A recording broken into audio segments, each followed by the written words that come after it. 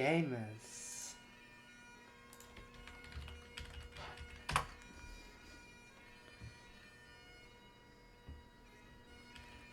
Ah.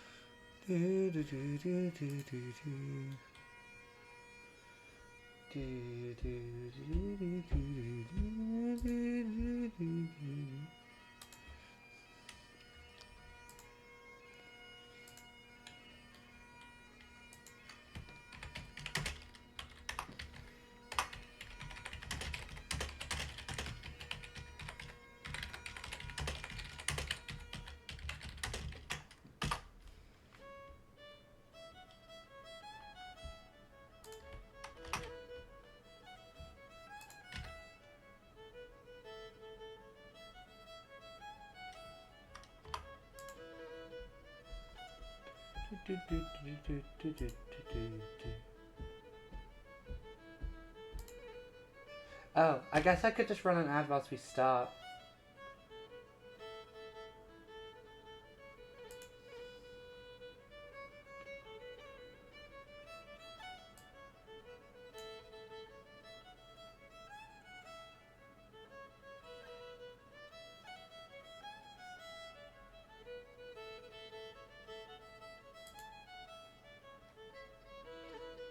Nah, I won't run ads.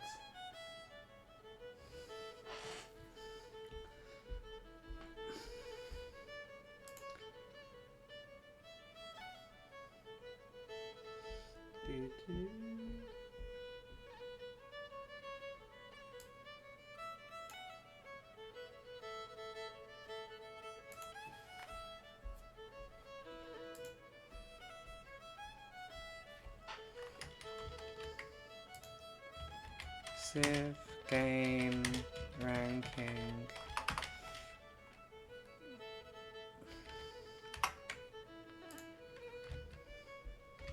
Oh shit, we live. Hi gamers, it's me. How are we doing?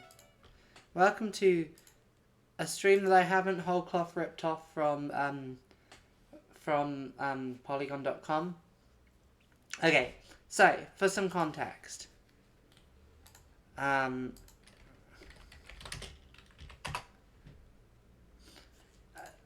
used to have a series called Let's Play the Baseball Game, where Pat and Allegra, Pat still works at Polygon, I don't think Allegra does, they would watch every intro from a franchise and like rank them. They haven't done this in about 5 years. So, I think it's only right that I, someone who, much like them, studied film at university for a brief period of time before I dropped out for financial reasons, does the same thing. And so, today, on this stream, the inaugural version of Aoife Radley's Let's Play the Baseball Game, brackets distinct, do not steal, I'm going to be doing the same thing, but with a franchise they never covered, Civilization.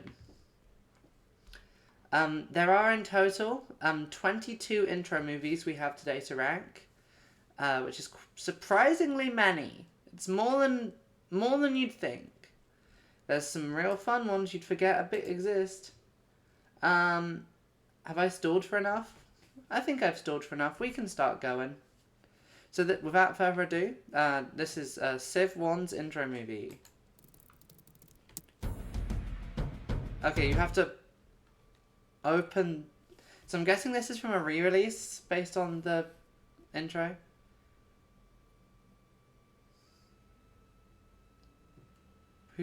So is this listing the individual devs? Oh. So I've never played the first Civ, but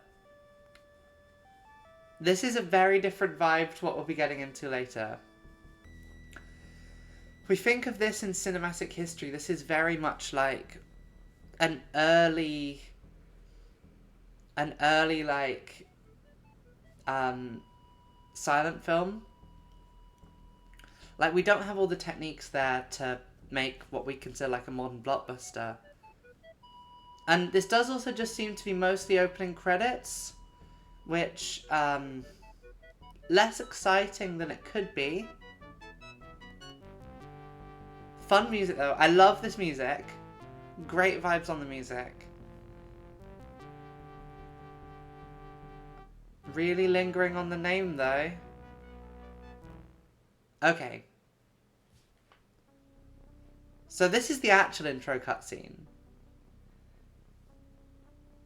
Loving this less, the sound we're hearing.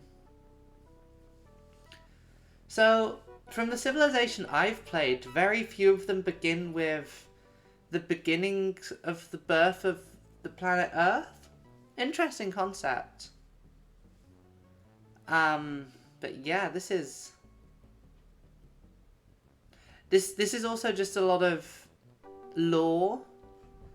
And if you've ever done any like sci-fi or fantasy writing, you'll know that you don't just want to start your start with just a lore dump. It's really a way that's very off-putting to your viewers or your readers, depending on what you're making.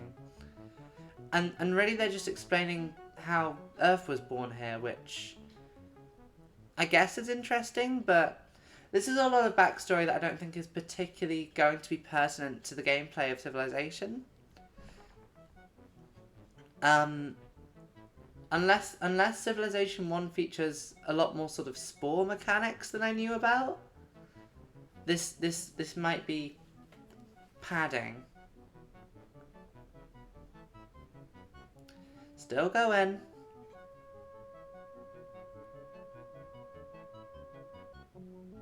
Known as man.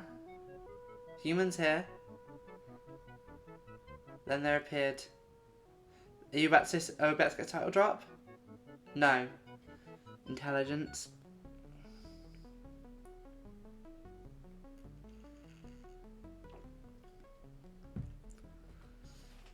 Okay.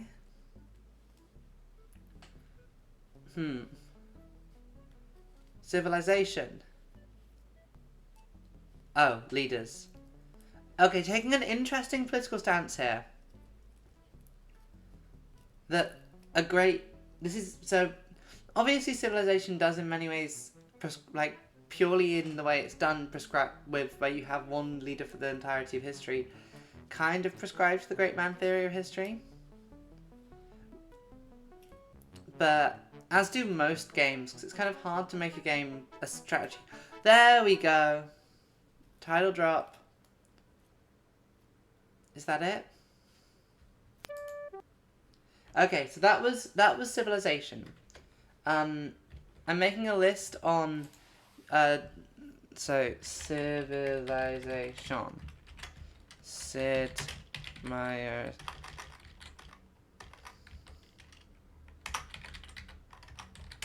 Civilization. So by default, that is going to be first place for now. But I wasn't a huge fan. It felt very lore dumpy.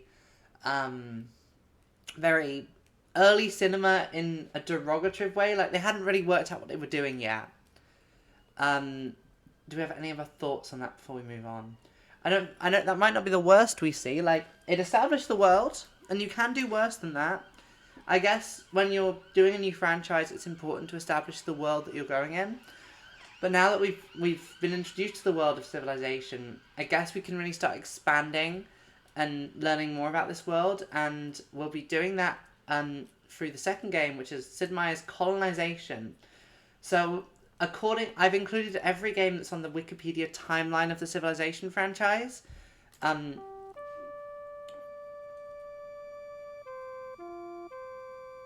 Oh, let me know if the audio levels are alright as well. If it's a bit loud, let me know. Again, fun music.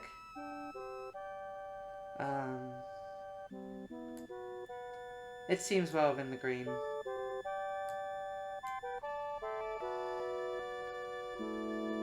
Okay. This is a bit better. This feels like a film title sequence. Okay, maybe you're a tiny bit loud there.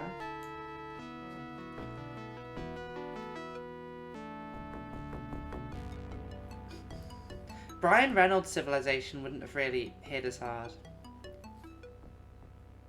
So we've got some nice style here.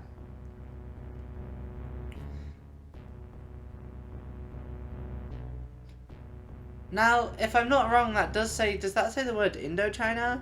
Oh, Terra Incognita. So yeah, this is, I do have to admit, kind of boring. Like, it was pretty to look at for a brief second, and I'm loving the little, like, map designs we're seeing, but it's very simple, it's very basic. There's not a whole lot going on here. Will it get... Oh, there was some fish. Now, we're really scraping the bottom of the battle. Like I was going to say at the start, this almost felt Indiana Jones-esque. But it isn't. It's like 2 minutes of the not very, like, quite oppressive beepy boopy music before the ship hits land. And then starts playing weirdly triumphant music as...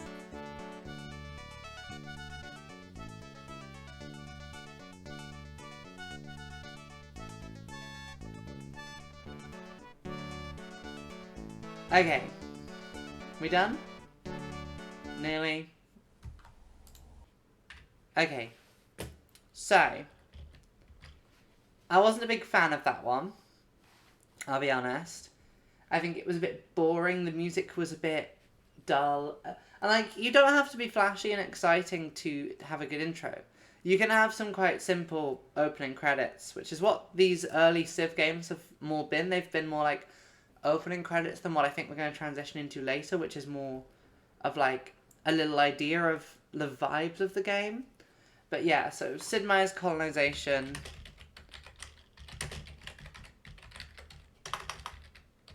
is currently in last place.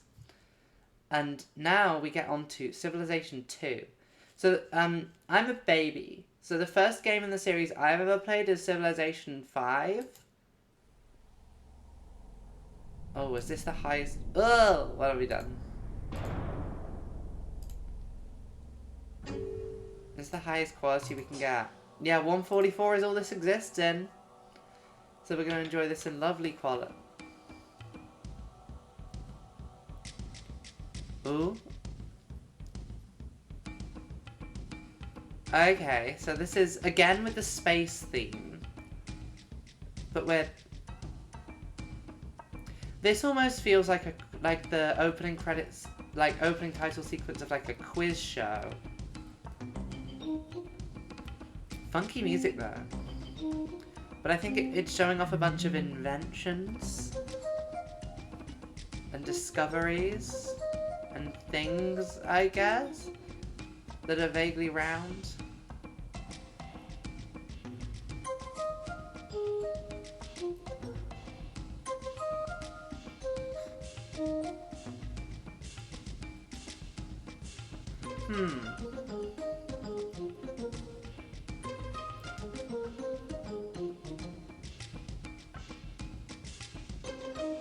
Okay. So we're still in the era of credits in the opening. But definitely the music's an improvement. The music's definitely an improvement.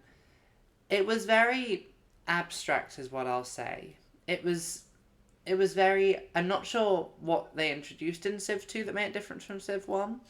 But it felt like it was very stressing, like, technology. And, like, this is what humans will be discovering. Like, it was almost... If you think of the introduction to... what is it I'm thinking of? Oh, what is the film I'm thinking of? Okay, Valerian and the City of 1,000 Planets. If you think of the intro of that film, it kind of shows the growth and development of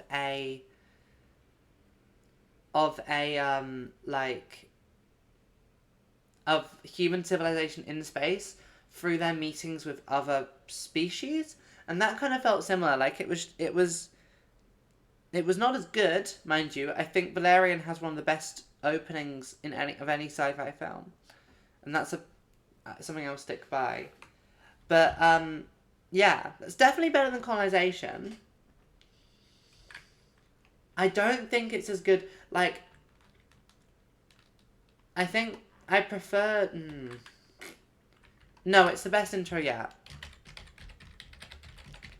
Not great, mind you. Like, it's still, like, probably very easy to beat that one. But of all the intros we've seen so far, it was definitely the best. And it was also short, relatively, which I appreciate.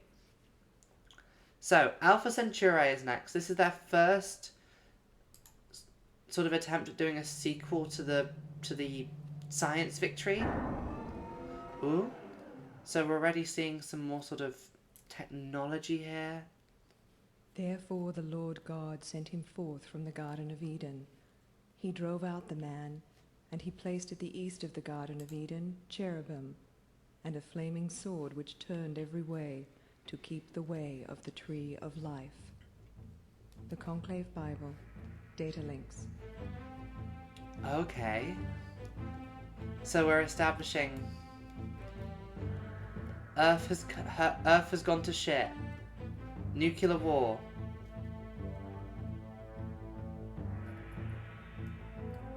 War abroad.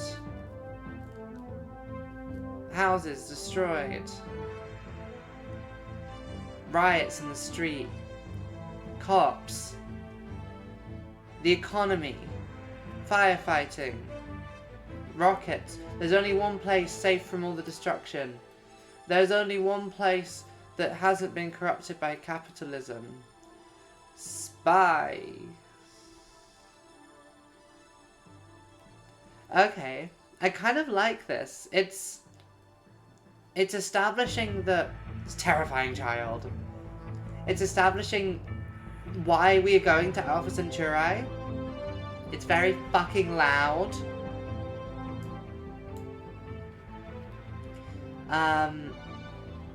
And then we're seeing the spaceship that we're sending away from the dying Earth.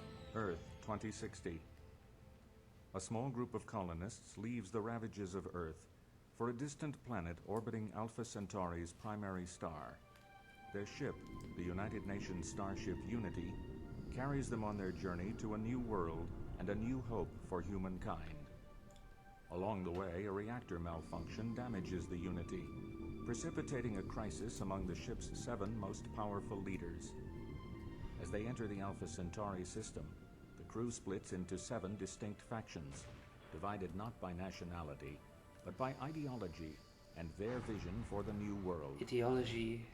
After the ship breaks apart, the 7 leaders guide their chosen crew down to the surface of planet, seeking their destiny beneath an alien sky.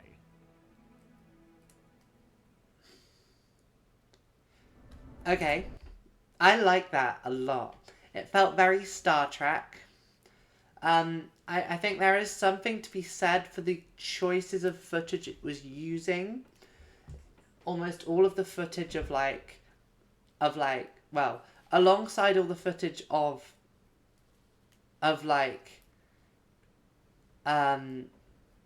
war, destruction, was just, here's some footage of a black woman, here's an Asian child.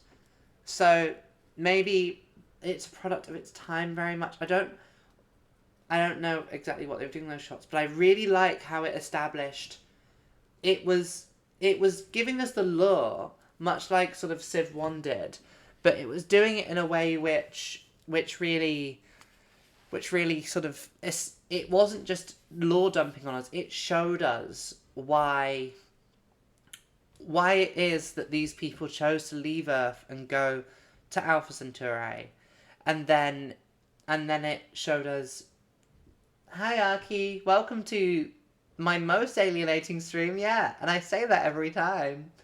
But But yeah, that was definitely the best intro so far. So that's going to be ranked number 1. I will share the ranking somewhere when we finish. I'll probably show it on the screen. I'm just doing it in a Word doc. So that was Sid Meier's Alpha Centauri.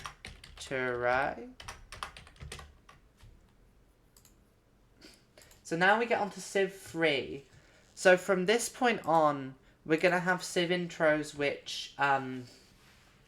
these Civ intros are going to be games where the intros change as DLCs get added. So... Oh, what's the highest quality we get for this one? 240! It's literally doubled since Civilization 2. Wow. But anyway, Civilization 3. Only a minute 34, which we love to see.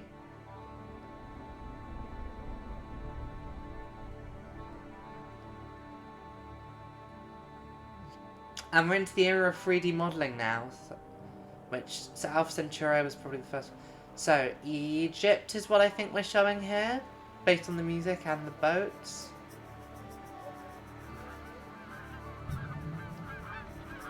Or it could be Mesopotamia. This could be like an early Mesopotamian civilization as well.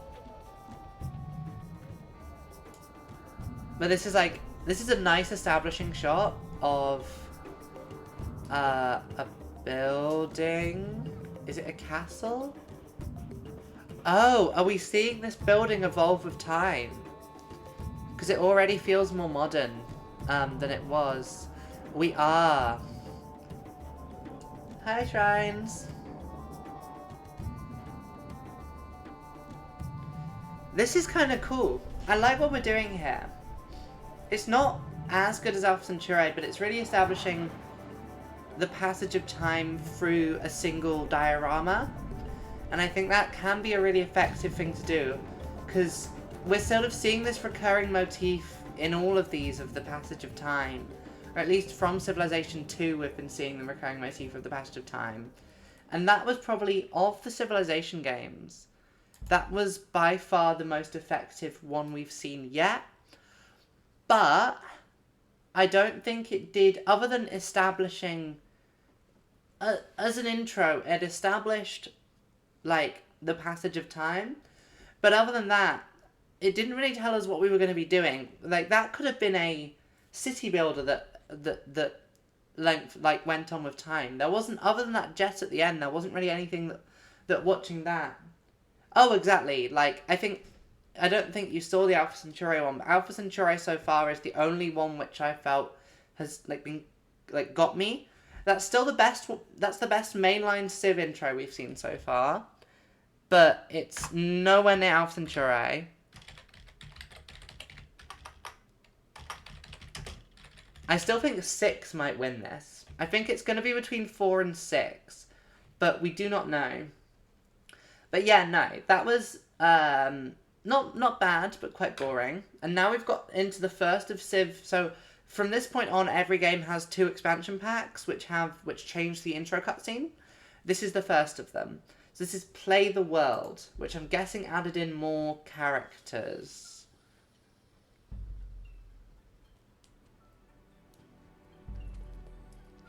Okay. People. We're establishing that it's not just a game about buildings, it's a game about people too.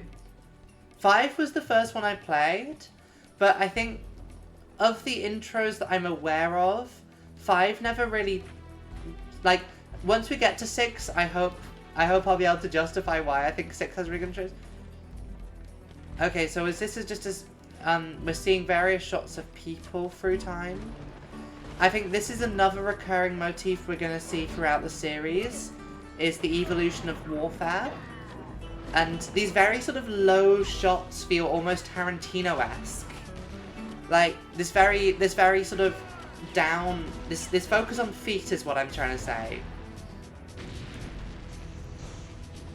But we are seeing, I think this is the beginning of a recurring concept we're going to see of the modernization of warfare throughout time. But then we've kind of lost it. We went from it, but then we hit industrialization and space. And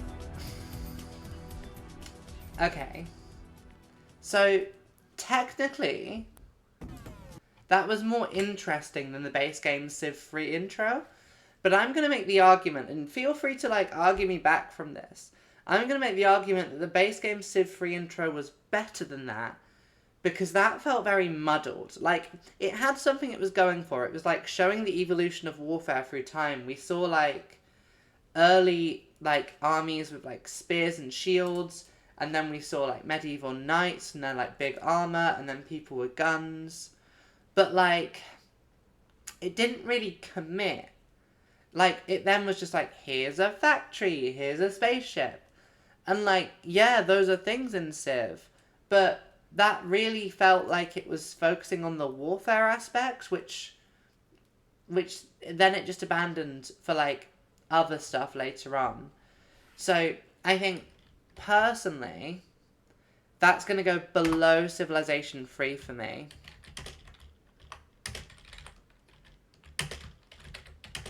So that was Play the World, which I think is also not a good expansion name.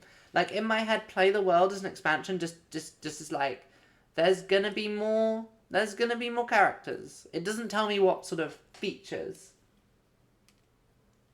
Oh no, I have quickly opens Steam. I have 360 hours in Civilization 5. I adore that game, and arguably it's better than Civ 6. I think a lot of people would probably say that 4 is where the series peaked, because I think 6 has a lot of issues. 5, I think a lot of people find overly micromanagey, and also when it comes down to things like climate, it's really probably the weakest of the games. Like, it completely removed any focus on the climate. But anyway, Conquests is the next one we've got here. This is the first one produced by Atari. Okay, this music is very military.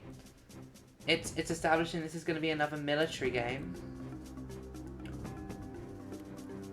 Okay, so this is the same, like, Roman soldiers we saw in the last intro. Okay. Now, the green screen they've used there wasn't amazing. Is that it? That's awful.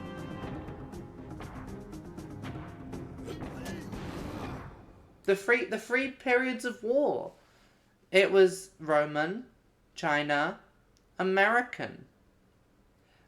Very weak. That's maybe... Okay. That's still better than colonization, but just because it was short. I think that's maybe the weakest one we've seen of the modern era, or modern-ish era so far. Plus, that was so nothing. It told us absolutely nothing. Like, I guess it's another war one, and it felt very much like they were reusing assets they'd made for the previous intros there. Poor quality. So we jumped, there weren't any spin-offs between Civs 3 and 4, so we're now heading straight into Civ 4, which has a song that I think is going to I think this is the first one that is going to feel big. For a very musical reason. Because this is the point when Civ started commissioning good music. From a man named Christopher Tin.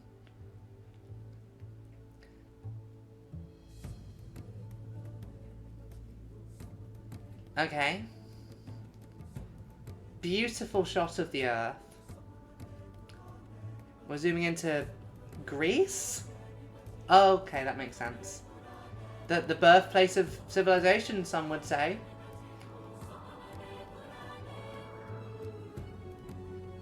Yes, like 4 and 6 both have, and this is already improving on the warfare from the last ones. We're seeing, this isn't Baba Yetu though.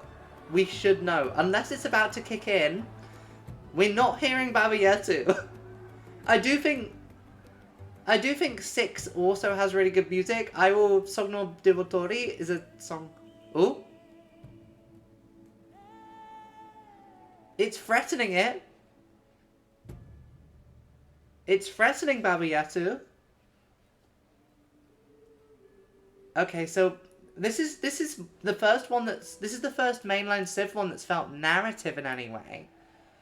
Like, we're seeing, this almost feels like it could be something that's happening in one of your games. You just had a war, and your people are now welcoming home their armies after a triumphant conquest. Your leader comes out.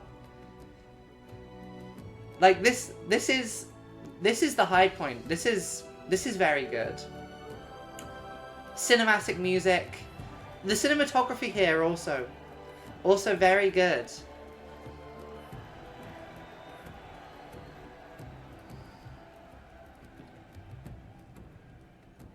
This isn't the Baba Yetu one I remember, but maybe they just released a separate Baba Yetu.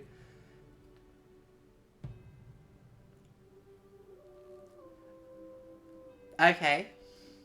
I think that's maybe the best we've seen. No. Not as good as Alpha Centauri. I'm gonna nail my post to Alpha Centauri. That was very good. I liked how it... Yeah, like, it didn't have Baba Yetu, which... I don't know if that was let down by expectations. Like, we expected there to be the song we all know and love. And if Baba Yetu doesn't appear in any of these, we may seek that down as a secret bonus video. But I think even despite the music, that was still very good. Like, I appreciated how it told a story. Even if that story was maybe quite self-contained, it did feel like something that would happen in one of your Civ games. And for that reason, I think it's going to go above Civilization 3.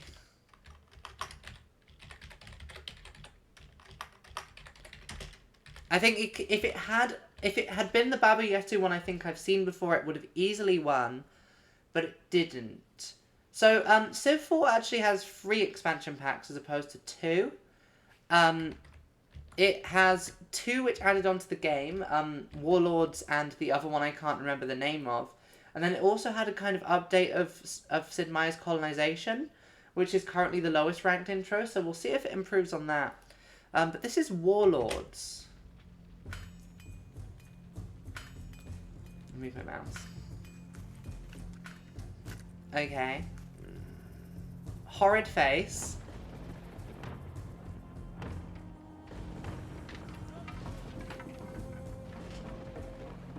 I just launched my pen, so I don't have anything to fiddle with now. I like this music. I like how this music is blending various different styles together.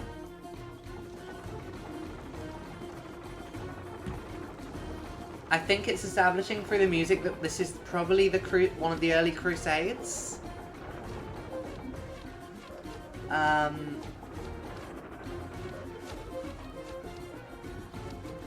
These very long shots are interesting. Like, it's not... It's...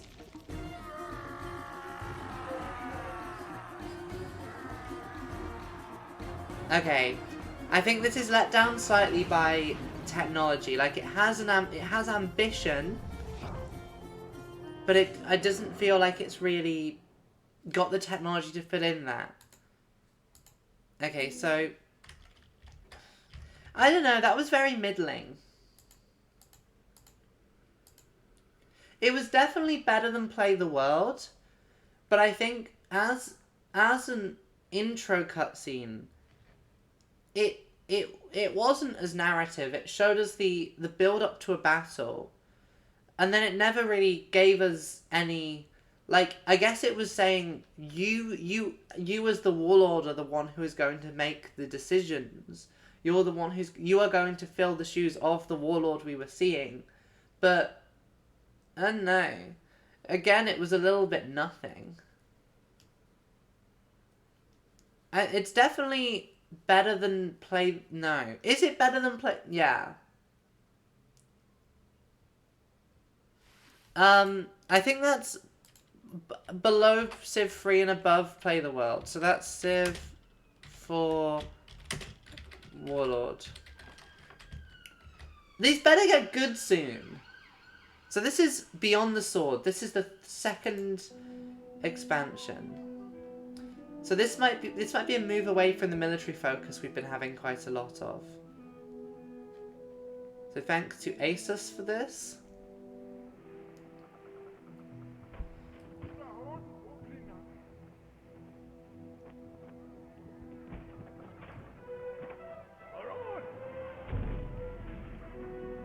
Okay, so it's called Beyond the Sword, but we're still seeing warfare.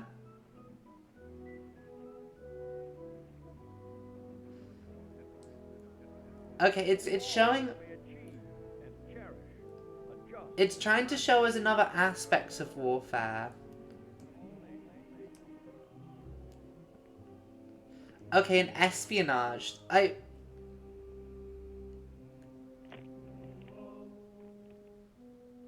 I kind of like what they're doing. They're establishing that there was far more to warfare than that which we've seen before.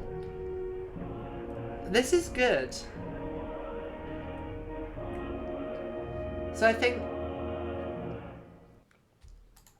that was probably it very much felt like it was combining the sort of themes of the passage of time with showing us ways in which other aspects of warfare have existed. So it showed us like diplomacy and like speeches to your public, and I guess it ended with nukes, which I guess are beyond the sword. It did have a bit of jank to it, which I guess is just the tech of the time. I think it wasn't until... Oh yeah, no. I think I really like them choosing to not focus on like just warfare for one point. Was that better than the main Civ 4 one, is my question. Because I did like the singular narrative they told in the Civ 4 intro cutscene.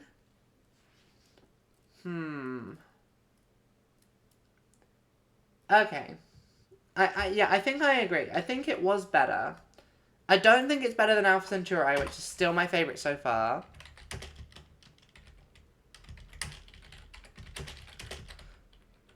But that is the first expansion.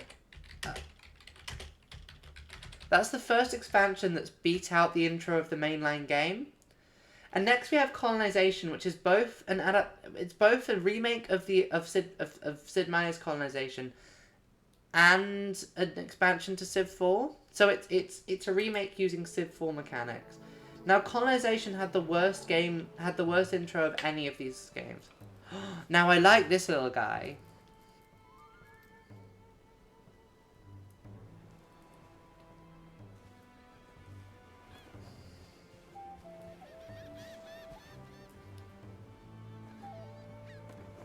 The crab is very good.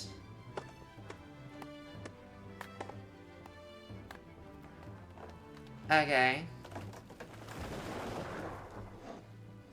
So we're seeing the process of the setting up of a colony.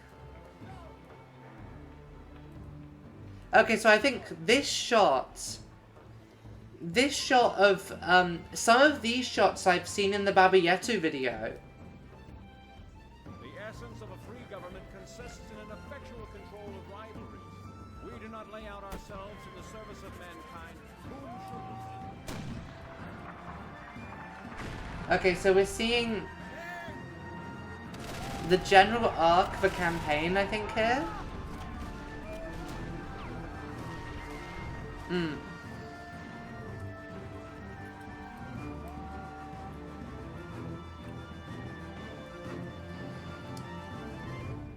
That's really good. And I guess that's technically a trailer, but it's real good. So I think it did potentially have some issues, and I think these are issues that were shared with Alpha Centauri, in that it is a game about colonization, so it was never going to be a game which really put Native Americans front and center. And I also think it was a bit confused with its focus, because it began with a focus on Spanish conquistadors and immediately moved on to like American settlers. I think it's about the same level as Beyond the Sword, but I think Beyond the Sword had a bit more coherence to it. I did like that this was kind of showing you what you're going to do in the game, but it did feel, because colonization I believe focuses on 5 or 6 different like empires in the Americas, and I feel like it was a bit sort of Anglo-centric, like it was only showing off one of its campaigns, and I think that puts it below Beyond the Sword.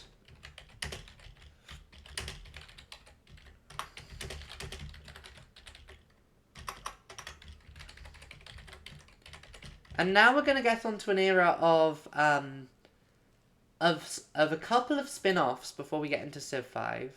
So, we all remember Civ City Rome, yes? I'm sure we do. This is technically part of the Civ series.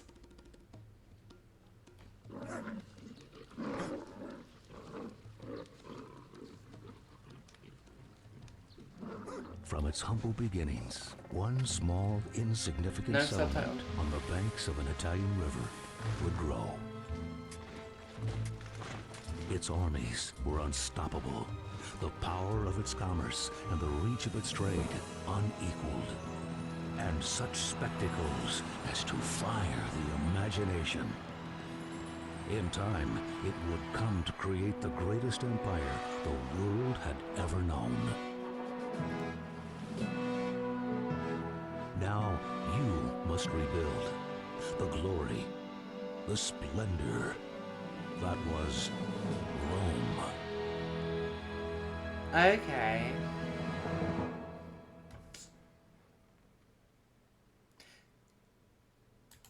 I didn't hate that. It was very meh. I agree. I think it was better than, yeah. It's like I didn't like the like the cinematic, the like trailer voice over the top. I feel like that was a bit lame. I liked how it showed it. I think that was really one that would have been better suited by showing the growth of Rome. Like, it kind of did that. Like, it showed us, like, people on the riverbanks of the Tigris or Euphrates or whatever that was. I think it was the Tigris. Don't ask me. But yeah, it showed us people on the riverbanks, and then it moved on and showed us, like, various bits of Rome. But it was kind of boring. I think it's better than Warlord, but it's not as good as Civ 3. What the fuck was that one called again? Civ City Rome. I do like that the implication that there were meant to be more Civ City games and that they just didn't do well. Because what would have been this follow-up to Rome? Civ City Nanking, Civ City London, Civ City New York? Probably one of those ones. Paris, maybe? So this is Civilization Revolution, which was the first Civ game that I ever played. It should be noted, this is the Xbox version of it, but there was also a mobile version. So, this is a bit shit compared to other Civ games. Like, so this version of it was like an Xbox Live Arcade game. That would be fun. Like, Civ City banger. Civ City Cumbernauld. Yes.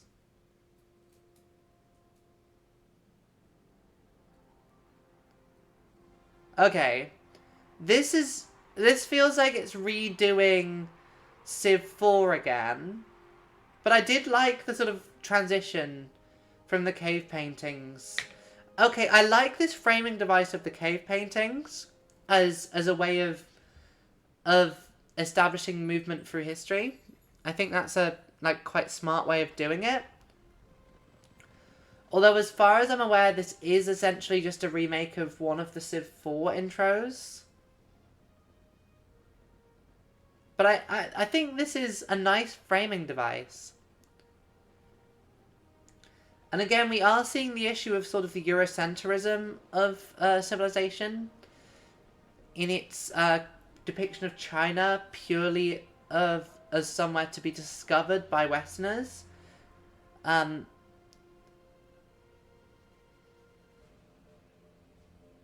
Okay, and I guess we're just jumping from that to modern day. And we're sort of showing the tension between war and peace. I enjoy that it's showing you that choice you're gonna have between... The music is not good. I think this is maybe the weakest music we've had in a while. And as far as I'm aware, a lot of this is just reusing Civ 4 footage from the Baba Yetu trailer.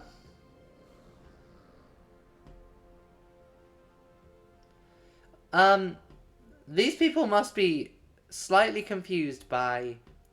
I think this is reused footage. I think this is just recut together footage. Yeah, I think the framing device is good, but they could have gone further with it. And also the music is very underwhelming.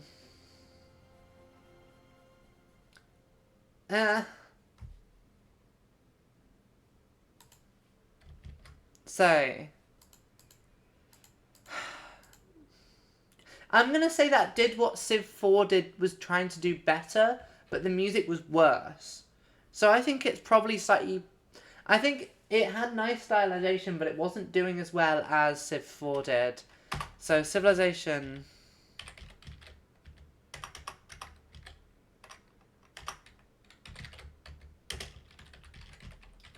So yeah, like, number 5. Like, it's not bad, but it's not great. And now we get onto the era of games that we know. This is Civilization 5. I never played base game. I only ever played with Brave New World, so I've never actually seen the base game Civ 5 intro. It's long. It's 3.5 minutes long, so we've got that to look forward to.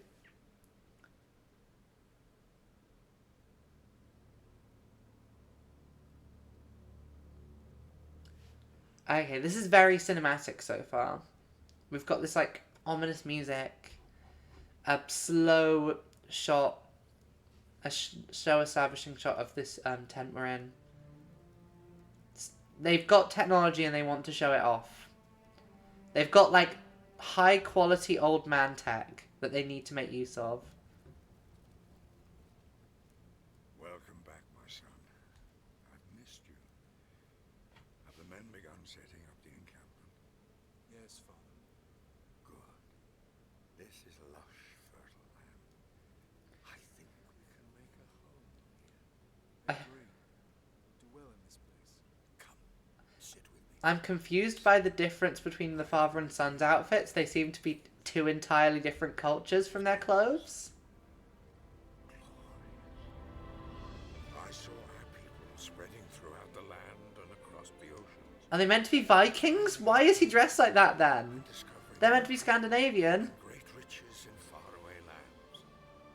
We built wondrous monuments honoring the gods. Okay, no, it's just showing vibes. To rush the very fabric of the heavens. Okay, that's a beautiful shot. I saw a vast city with great buildings of stone, each more magnificent than the last. The streets were filled with our people. So here, Numbers. we're sort of seeing a reuse of the framing device from Revolution of like a guy foreseeing the advancement of civilization as per the series title. And we brought But I think this is doing a far better job. Also, there my dream great shot there. and my story as well. For it has been revealed to me that it is your future I dreamed of, not mine.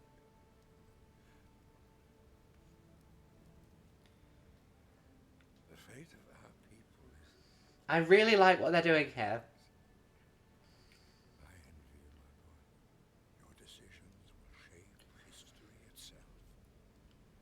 Go now, my son. Although it does feel a bit, it feels a bit like they were trying to set up that you would be playing as like dynasties of characters here, which is not what you're doing.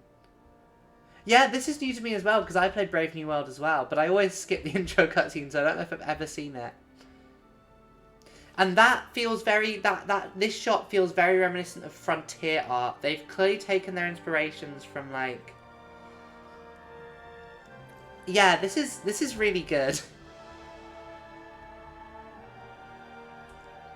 This is the best yet, easily.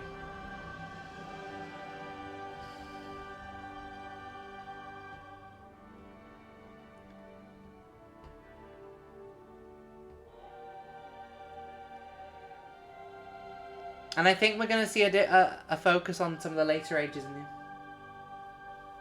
Oh, I never did that because it took about 10 minutes for the game to load.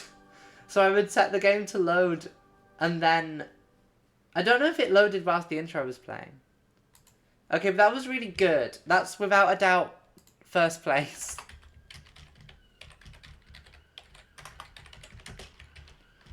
I don't think there's anything that did a lot of what we've seen better than before.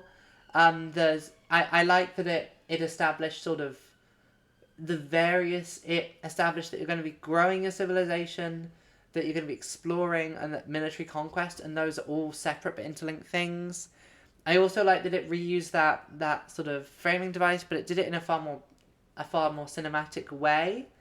It also reused Civ City Rome's like talking, and it was like the narration that they had in Civ City Rome, and it was in many ways. If you think of the son that the guy was talking to as kind of a stand-in for the player character, and as the player, then he was still kind of saying the same things that the narrator in Civ City Rome was, where he was saying like, oh, this is what you're going to do. You're going to go ahead and conquer and build and explore. He was doing that same thing, but he was doing it in a diegetic way, as opposed to just breaking the fourth wall and addressing the audience. And I think that's a far more... I think it's the best we've seen, but Brave New World and Civ 6. I think Civ 6 base game is, for me, having not seen Brave New World and Gods and Kings, is probably the best. But speaking of Gods and Kings, let's go for it. There's the sound.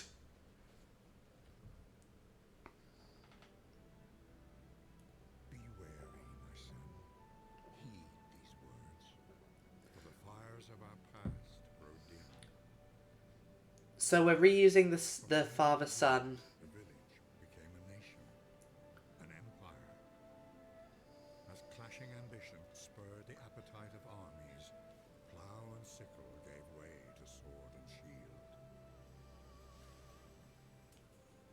Consumed by war, mankind found little solace. Oh, of course. Rushing to action on impulse without thought. There you go. This one's a bit quieter, yeah. Religious devotion brought hope to some. But even then, many were consumed by zealotry, filling them with suspicion and fear. So this is establishing From this darkness, the a new... glimmer of light emerged. It's establishing the things that the DLC From ancient added. times, long forgotten, inspired great minds, and ushered in a rebirth of art and science. As unanswered questions from the past found new... The music is getting me. This is the first one of these where the music has really hit. Revelations from above provided insights below. I'm also loving this spurring focus on new science. advances throughout the world, bringing an end to one way of life, and giving rise to another, Get wrecked, son. leading brave souls to reach for the ends of the world and beyond. Calling Columbus brave is interesting. You must tread carefully, my son, for their charge now lies with you. Choose their path and guide your people through these ever-changing times. So this is a sequel. This is a sequel to the intro of Civ 5 base game. And we can now see that the city they've built has become Venice? Yeah, Civ is a problematic fave, but we love her. We love her anyway. I think that's better than the base game's intro. I think it took what the base game's intro did and then improved upon it with a sort of... Oh, this one added in like art and stuff as well, didn't it? I think, yeah, that it was very much like The Godfather Part 2. Like, it took what we loved about the original and it improved upon it and really sort of gave it a bit of a message as well. It really was saying, like, it was kind of putting a sadness to the war stuff we've seen before and saying, sure, it's cool, but the passing of time has a level of tragedy to it as well as things grow, and we really do need to be aware of what we're doing. So I think for me that was better than Civ 5 base game.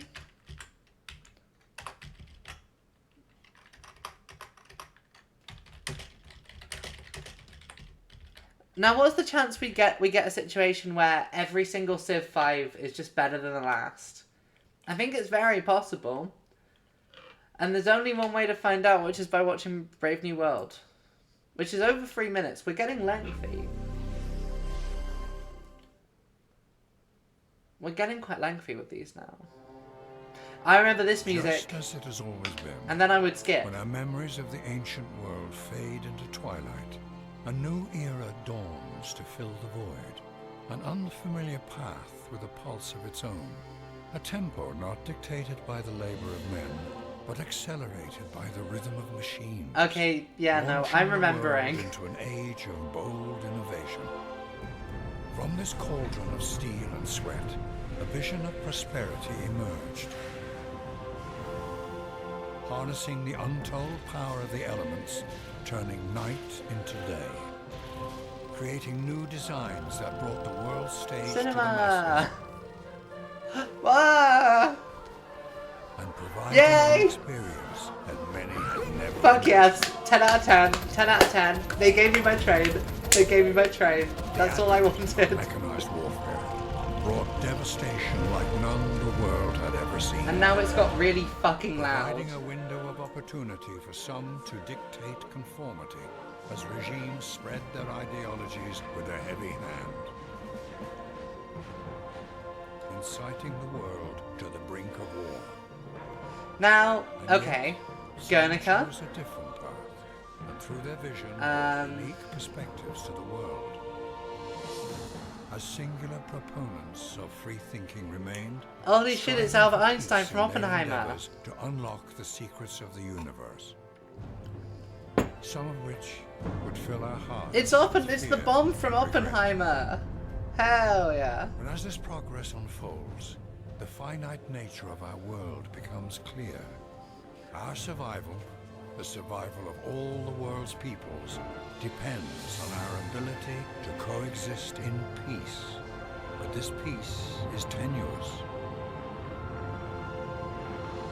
Although mankind will always look onward, yearning for more, searching for new boundaries, only to It has break the through UN. It has the. understanding This is the that first this one we've world is seen that one has in represented which we all every share. single victory path. Comes the responsibility of knowing that the decisions you make today will have a lasting impact on the generations of tomorrow.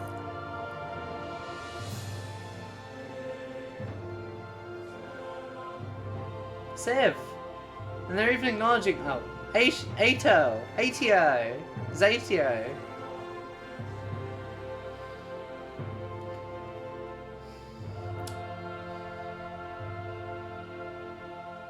That's good. I think that's 100%. That is the culmination of the Civ 5 of the arc. Like the free Civ 5 intros worked as one coherent whole. They worked as the story of a civilization advancing from the very beginnings to sort of a middle era of a Renaissance, all the way through to like what we would consider the modern and atomic era. It also had some recurring themes, like it brought back the images of it visually referred to that image of the knight on a horse being killed by a guy with a gun by having the tank destroy the soldiers in the trench. It also had it had the train. It had the Lumiere brothers' train.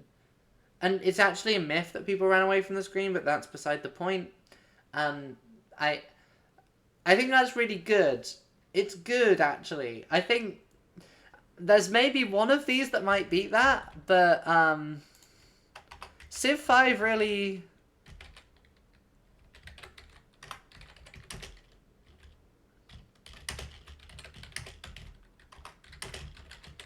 Civ 5 really kind of pulling its weight now.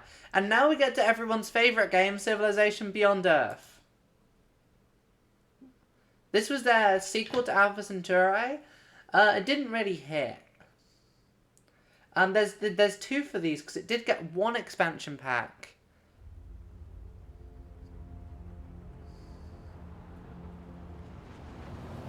Now, is this going to work as a sequel to... the Civ 5 ones, I wonder.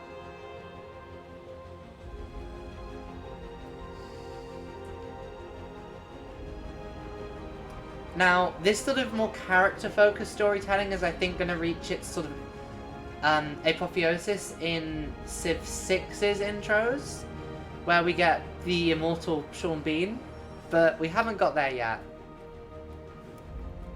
Civ 6's one is the only one that also threatens to make me cry. In the twilight of Earth's great civilizations, we were chosen. A woman.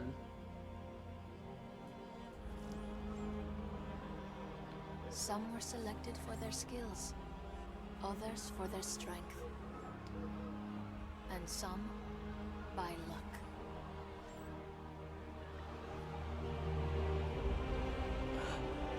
No.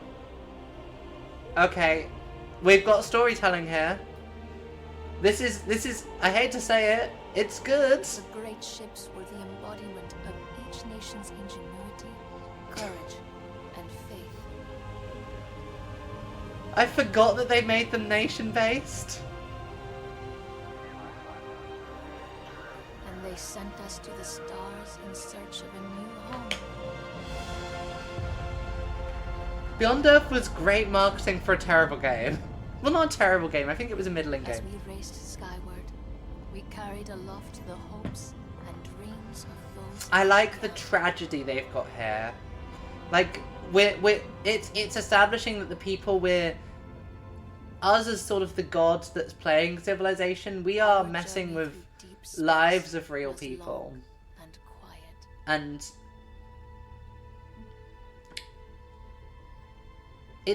this is also doing what Alpha Centauri's did better than Alpha Centauri did it. And it is finally over. And also, this is the first one where a woman has been front and center, and I do have to give it a point to that. Now we look upon our new world for the first time. And not only a woman, but it's also centering a On woman of these color. alien shores, our destiny waits. A woman. A new beginning for mankind. And that like... Okay.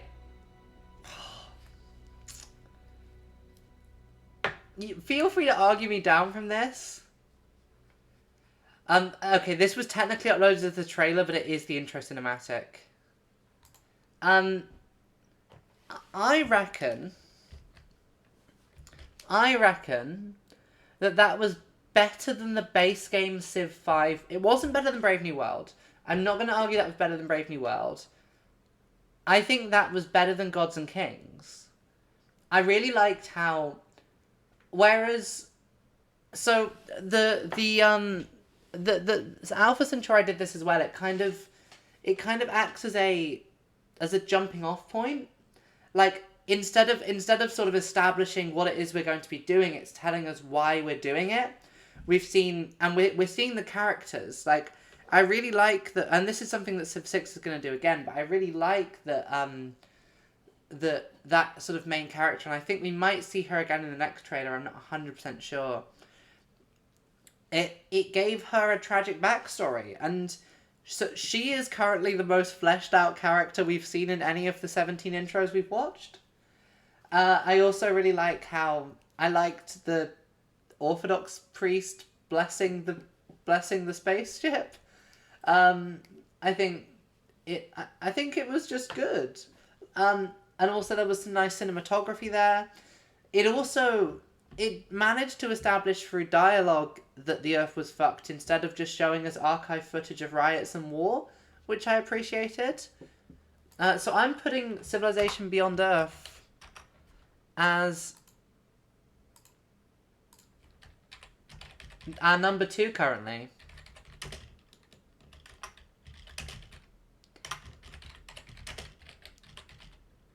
Oh yeah, no. Shame about the game. And speaking of the game, there's more.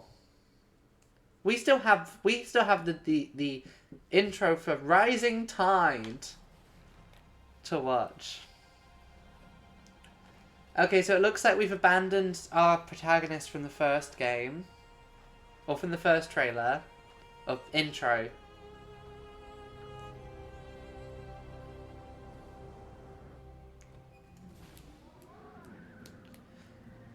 This almost feels like one of the Overwatch cinematics. It is the vibe it's giving me, and I know that's not a very good cinematic reference. We have debated the nature of the object since planetfall. She is back. But it Also, was hello not to this guy. to slow and change course that we were certain it was a ship. A ship from Earth, launched long after we thought it was impossible. Its course clear and its arrival imminent. Okay.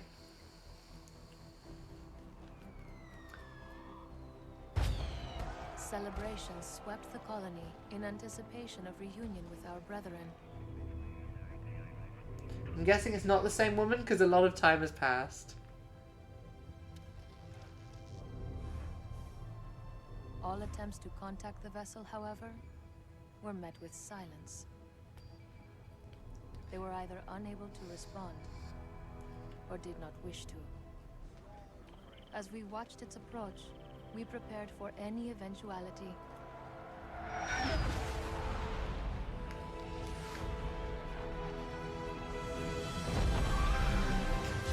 I hate to say it, but this is making me want to play Civilization Beyond Earth. I hate to say it, but these trailers, these are really good intros. Now, the wait is over. This almost feels like Arrival-esque. Okay, not as good. I think that's okay. Probably the weakest of the Civ 5 era. This is a launch trailer, but it was also the intro, so it's the best I could do. So yeah, that was not as good as Alpha Centauri I'm gonna play. This is true. So that was what was the technical title of that? Beyond Earth. Beyond, what the fuck were you called? Beyond Earth Rising Tide.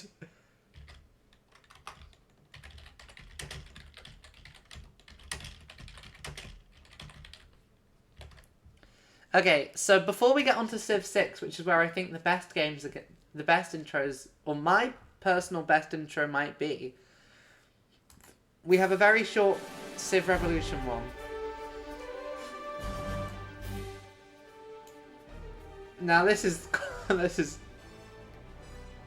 this is more of a trailer. No, this is more of a trailer, but it is what plays up when boots the game apparently. This is shit. Yeah, I think if it's cheap, it might be fun to try out.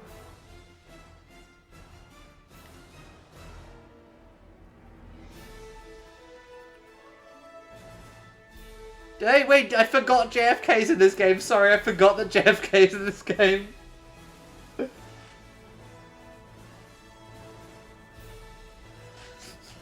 Yeah, this is dog shit.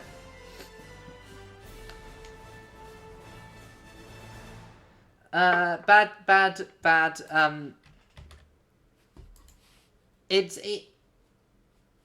It beats out colonization only in the fact that it wasn't completely boring.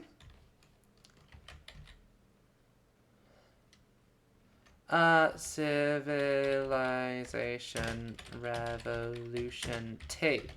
So now we get into the final 3 trailers, which are for the final 3 intros, sorry, which were also used to trailer. No, okay, you missed colonization. I will show you what it. When I say colonization, I don't mean Civ 4 colonization. I mean Civ 1 colonization. Which I'll give you a taste of because you missed it. And it's really fucking bad.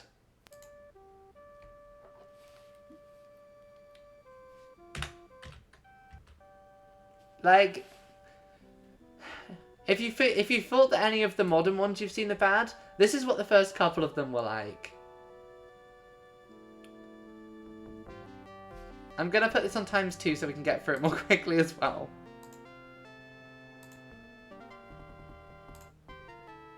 Music is instantly better on ×2.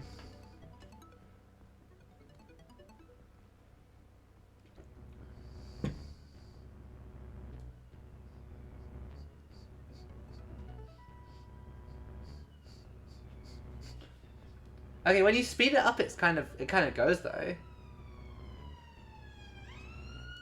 Yeah, despite that one being dog shit, it was less boring than this. Okay, I've got this on ×2 speed. Imagine this lasting 2 minutes.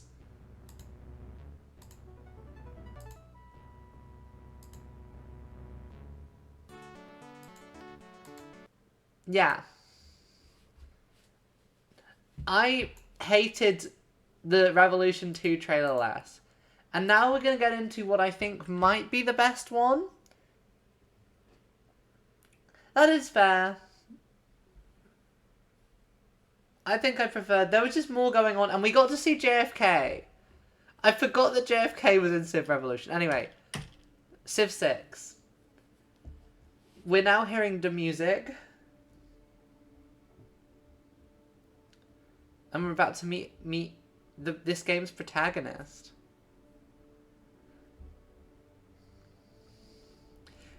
So yeah, we've got a stylized art style. We've abandoned the sort of realism look for a more... Currents before us are ever changing. We must adapt, press forward. It's more of a sort of Pixar-esque one, almost. And they're northern. This one gets me still.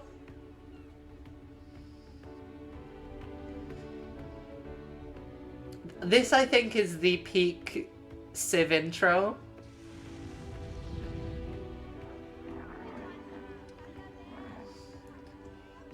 And it does it by establishing a pair of immortal travelers. Like, I'm getting fucking goosebumps from this. Which is silly.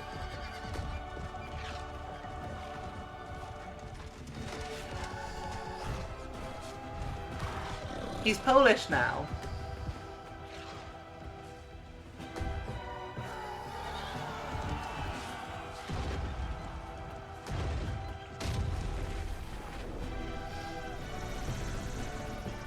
Now this has a moment in a minute which pushes it over any of the others for me, because it made me fucking cry unironically when it first came out.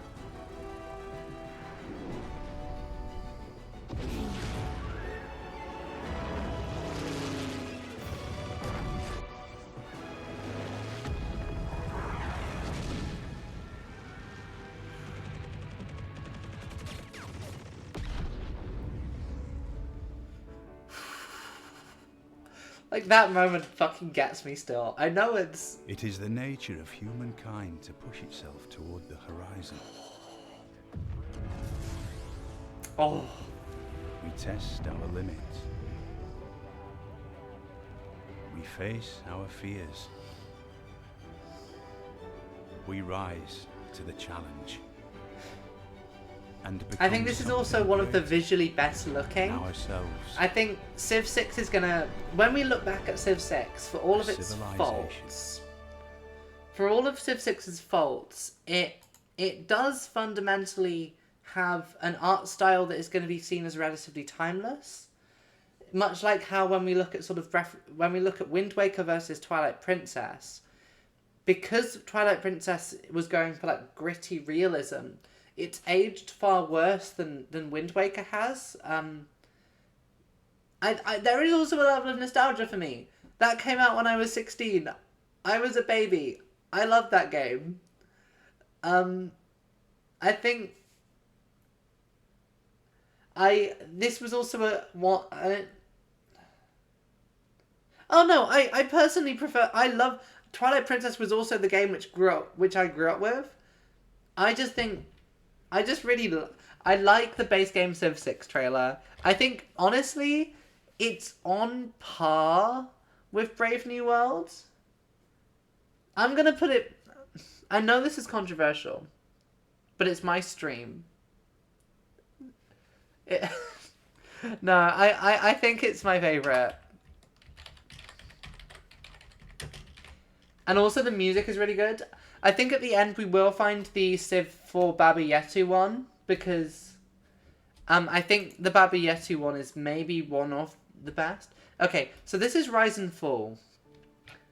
And Daughter, the path has not always been easy. She's his daughter? You have never faltered. She's his daughter? I thought she was his wife. Generations, where one story ends. Okay, I've never seen this. The music's getting me. The music's getting me. Fuck. Faced was brutal. Yet from it, they drew life. Okay, they mastered intros. And though the road to prosperity was at times harsh,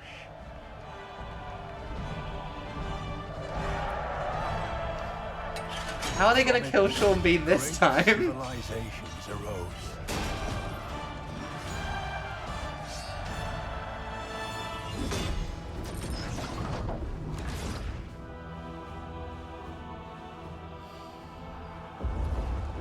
As well as those who would oppose them. With dreams of conquest of their A woman. I'm liking the more like the weird daddy-daughter dynamic they've got going. creating It's mighty good. empires. If only to see them fall.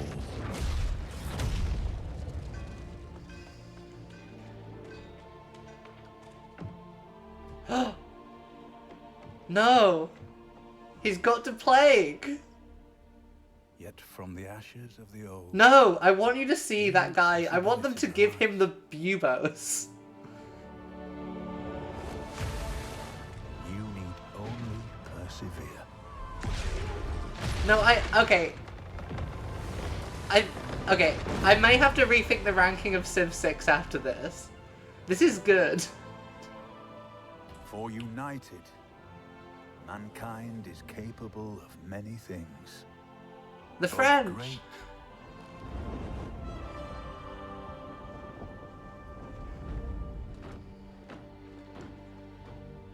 and terrible.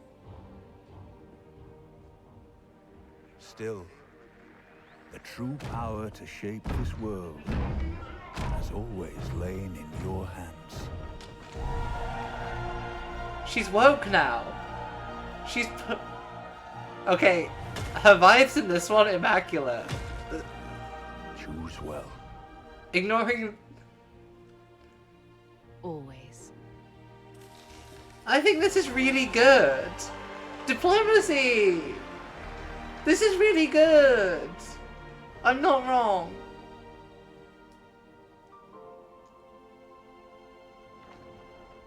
She is destroying East Germany, which we can agree is wrong. We can agree she's wrong for knocking... No, the Berlin Wall was bad, but reunification was done in the wrong way. There we go. Oh fuck! Do they do fucking TikTok memes of Civ now? Okay. You know what I'm doing? And this might come across as controversial. I'm moving Civ 6 down to below Brave New World.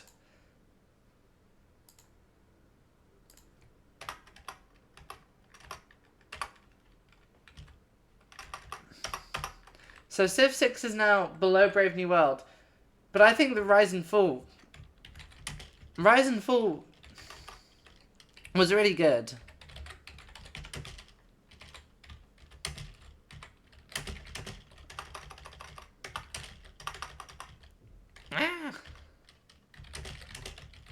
Like, it didn't technically have all of the... It didn't have the same, like, music that really, really works in the original trailer. But I think it told a far more compelling story. And I really like the framing device. It subverted the framing device of, like, a parent telling their child something that we've seen in both the Civ 5 and Civ 6 ones up to this point. With her then reading that out at the UN, which I liked. I also really like... I think this is where this art style really came into its own. And I think it's funny that they do keep killing Sean Bean in all of them. And now we've got the final one, which is Gathering Storm. This is the one that added climate change back in. Human advancement Sean! knows no boundary. But this has not been without its price.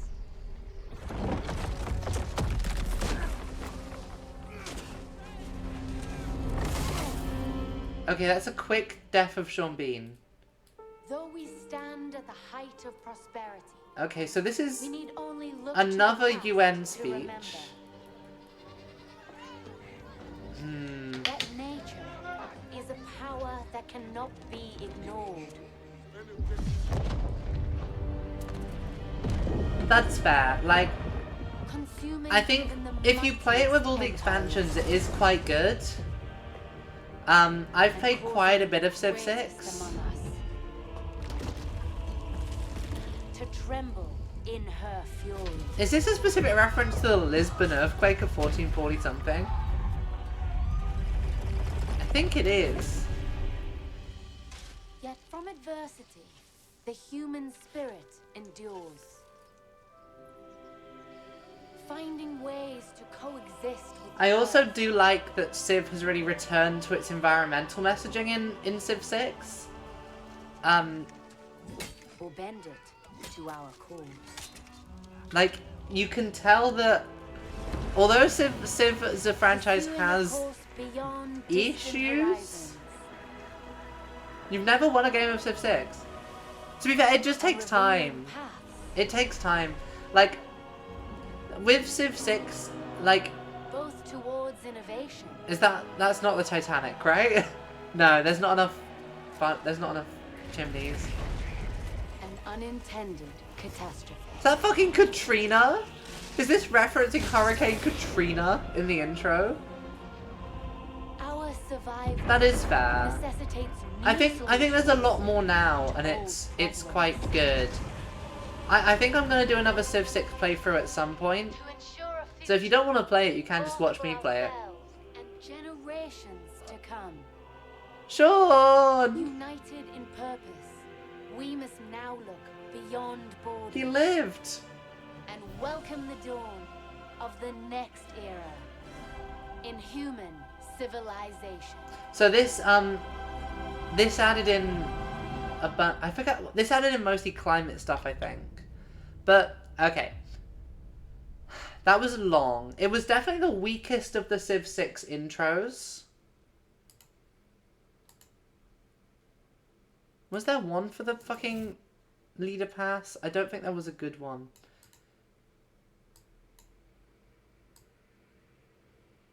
Anyway. So I think... What I'm gonna say is that was better than base game Civ 5. But it wasn't as good as Gods and Kings.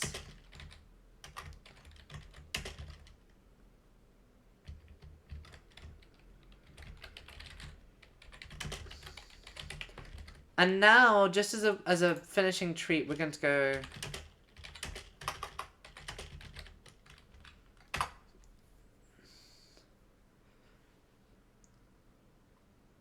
Oh, was it just... Is this just a music video? Is this not like a...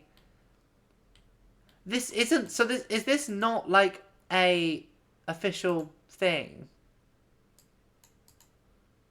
Who knows? I guess we'll see. We're not ranking this. This is just a bonus. This is maybe still one of... So this kind of uses all 4 of the Civ 4 trailers as one. And it has Baba Yetu, which is still... It is official. But, like, I think a lot of this footage is stuff we've seen in other Civ 4 trailers. Or intros.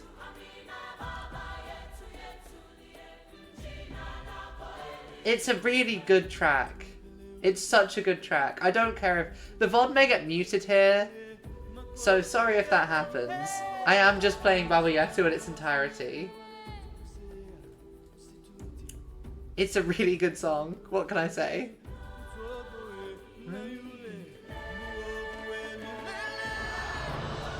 They made the shit Warlord trailer better. Because there's Civ 3 footage here as well. This is a mix of Civ 3 and 4 footage. And I think there may have actually also been some fucking Civ City Rome shit here as well. Because this is colonization footage. This is from colonization.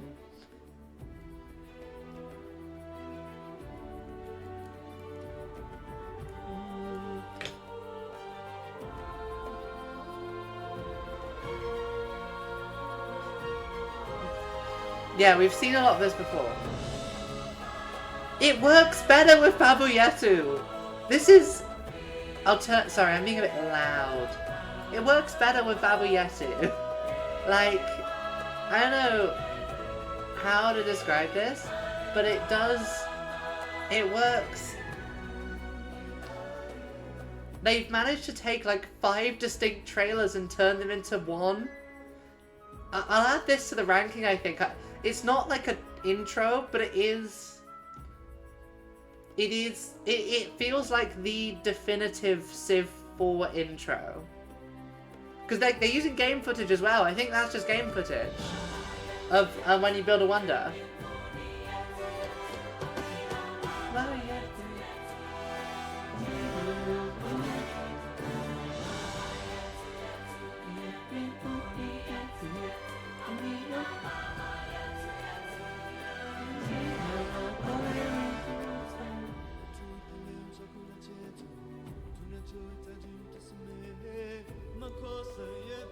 But then this is shit we saw in the Civilization Revolution trailer. So they may have actually used... This may also be using footage from the Civ Revolution trailer. Because that's from the end of the Civ 4 trailer. Oh, not trailer, intro. When I said trailer, I assume I'm saying intro. Because yeah, that's from Civilization Revolution.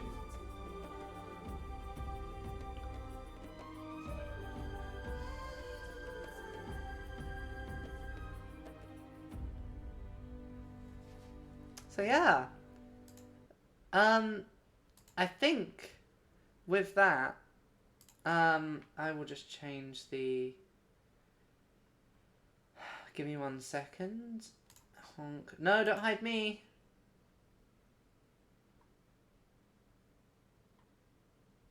Oh, I fucked up. I had the web capture on, so it was above any alerts that came up. Good thing none came up. Okay. I think I can then switch that to be capturing word, quite possibly.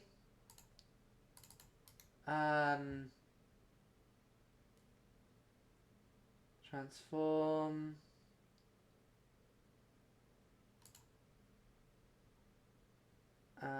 Crop top.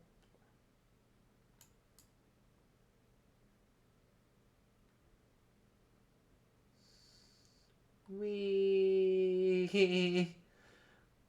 Woo. Wow.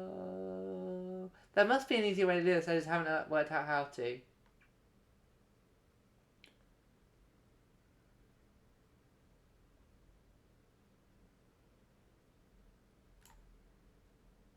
So, that gives us including... I think I'm going to put the Baba Yetu at number 7.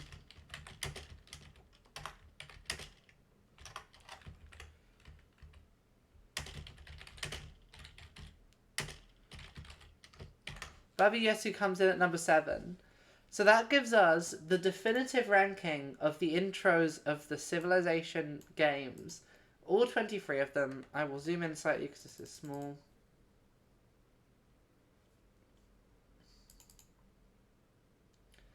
With Civ 6 Rise and Fall and Civ 5 Brave New World at the top.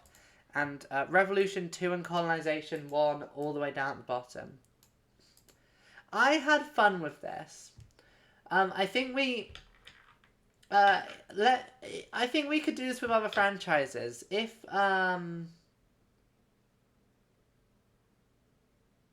give me 1 second. If we go back to YouTube.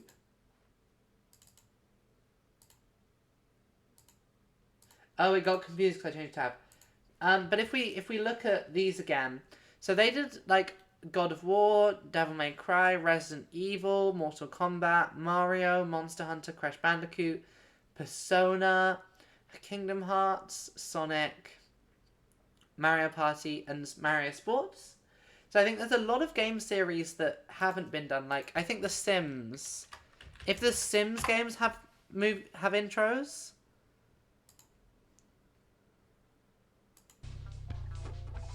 I think they could be fun to rank. We won't watch them now. I'll have to...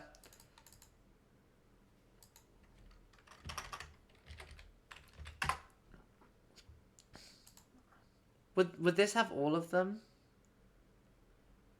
Because the thing is, you need them for all of the expansions as well, and I don't know if this would have all the expansions.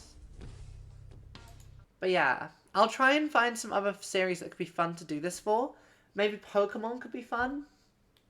I've enjoyed this. I would like to do more of these. Anyway. It's Pokemon time. Give me 1 sec to get PokeMMO up. And I'll put the stream music back on. So. Is PokeMMO... It isn't a category on here. I mean, technically we're playing Pokemon Emerald. So, should I put Pokemon Emerald?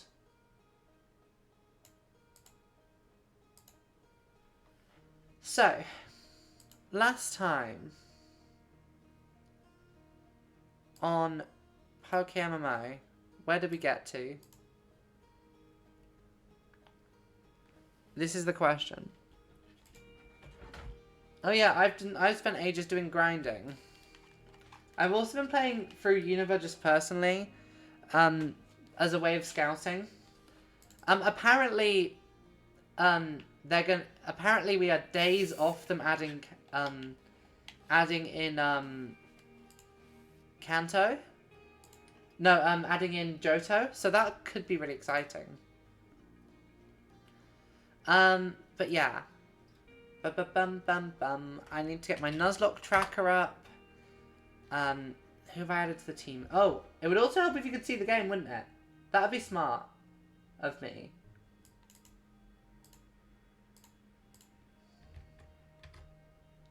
There we go. So, I've done some grinding.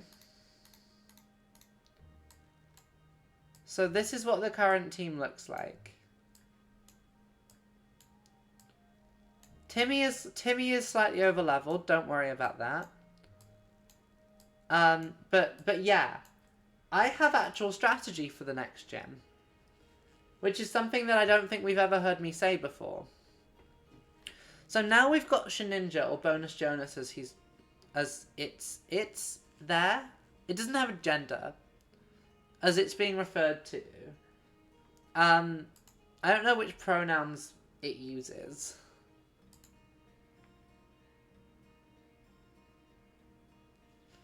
But okay. So And I just need to go Moreville. Okay, PokeMMO. And then we can get the Jim Watson. So Watson's team, who is the next gym leader, he has 4 Pokemon between level 21 and 24. So we maybe are slightly over-leveled for this. Magikarp Mike is potentially good for one thing and one thing only, which is baiting attacks. Okay, we'll take on all the trainers in the gym first.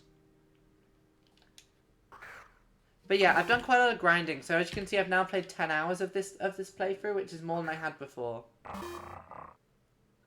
The mouse can hide there. So yeah, they're gonna go for a fighting type attack now.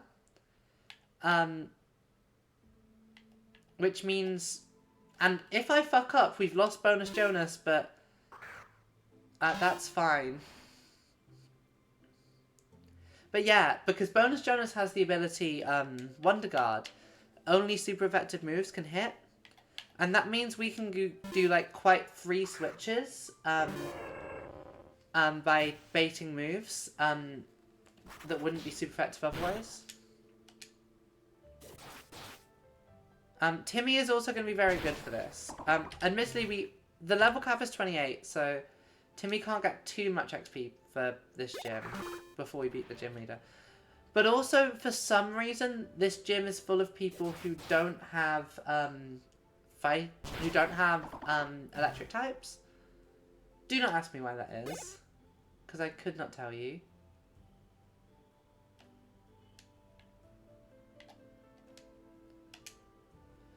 I think this guy has actual electric types, but we've got a pretty good team. Voltorbs are a little scary, because they do have self-destruct. I don't know if this one has self-destruct, but we also have Mud Slap.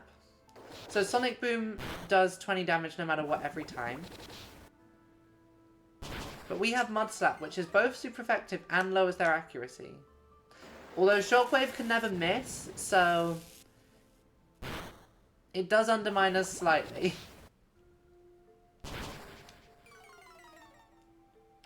One bite should finish this.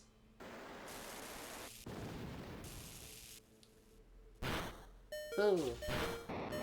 And we're gonna have to hope whatever he has second doesn't have Pursuit, because... Okay. I'm gonna send in Agron Sandler, who isn't a ground type, but has some good moves here. I'm pretty sure at least resists electric moves. No, apparently not. I'm gonna protect and see what it does. Okay, just another shockwave. We might have to switch a third time here. Oh, that did way more than I thought it would. Oh no. I'm still scared it's going to have Pursuit, which is why I didn't... Because the thing is, for a fairly safe switch, we can switch into Bonus Jonas. But... and then we'll just Mach Punch to finish it. So yeah, I've evolved some members of the team since we last played, and leveled up a couple as well.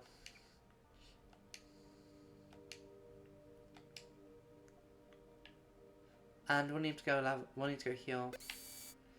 But once we've done this, we do have an incredibly long trek to do. We have to do like the world's longest trek after this one. But that's fine.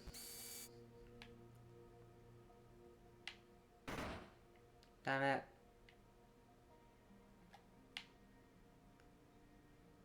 Okay. So, I don't think any of these trainers should be too hard. And I think we might get Watson purely on... Okay. My plan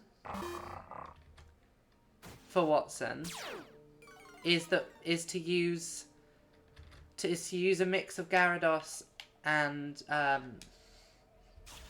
like Zigzagoon isn't an electric type. I'm sorry, but use Magikarp Mike and Bonus Jonas as a like synergy to try and as like a synergistic combination to try and bait certain attacks.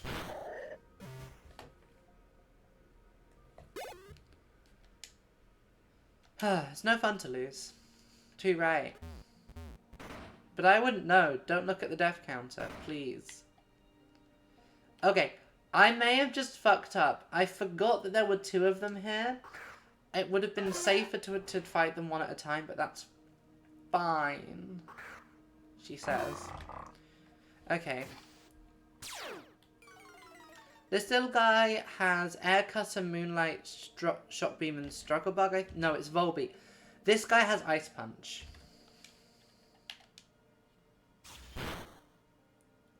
Oh no! Bug types are super effective against dog types! So if I was being smart there and hadn't been completely stupid, what I would have done is led with Aggron Sandler. Oh fuck! You have Zen Headbutt? Oh, that did... It did very little, but it... Okay, thank you, Quick Claw. The Quick Claw is going to be surprisingly useful here.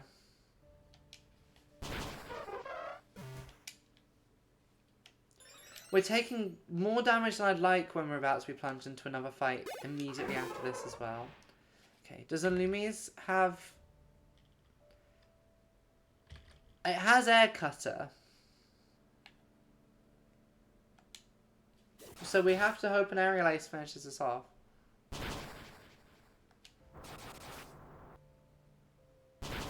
Okay, we're good. That was dangerous. And we're also in a position now where we can't really use Timmy in the second fight. Here, which is unfortunate seeing as one of the Pokemon that he has is a Magnemite.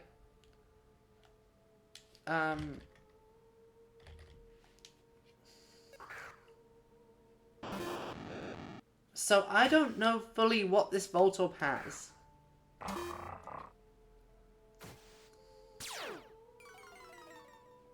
There is a non-zero chance that that Voltorb has self-destruct.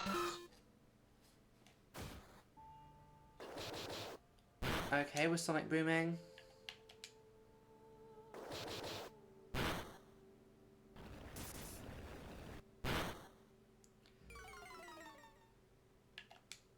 Sonic Boom won't impact Bonus Jonas. So we can get a safe switch here into Bonus Jonas. Who then...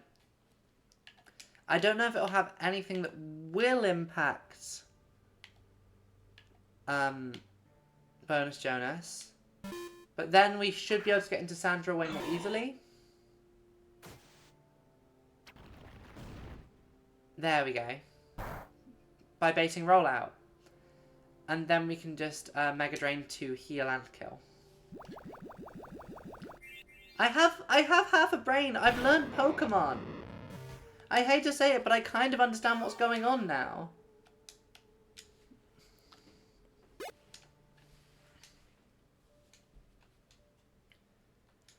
Okay, Assurance is a decent move, but I don't think it's particularly useful given that it's... I'm not sure when Assurance is actually useful. I don't know if this is a one-shot. It really depends on whether it's got Sturdy. Okay, we're one-shot. And now it's time for Watson. This is easy. Oh, for fuck's sake. Okay, so my plan here is to lead with Magikarp Mike. Because Magikarp Mike will, no matter what, sending in Magikarp Mike will bait a,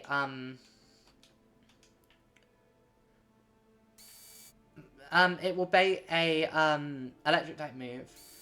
So we can fairly safely switch into one of our other Pokemon.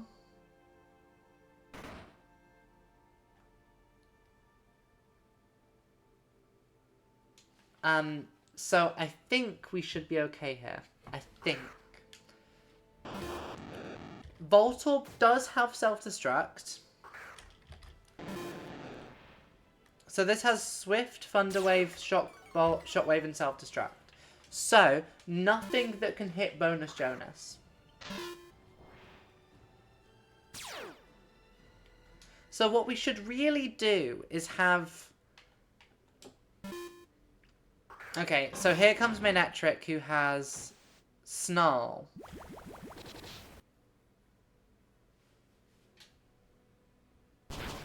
So we've now managed to lower the accuracy and baited in a Dark-type attack, which then Timmy resists, and we can get a double kick off. That's not in the list. Oh, it is. I'm getting confused. I completely missed that.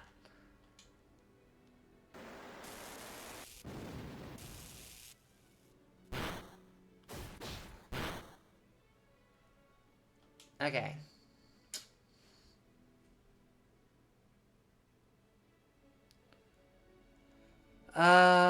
Double kick.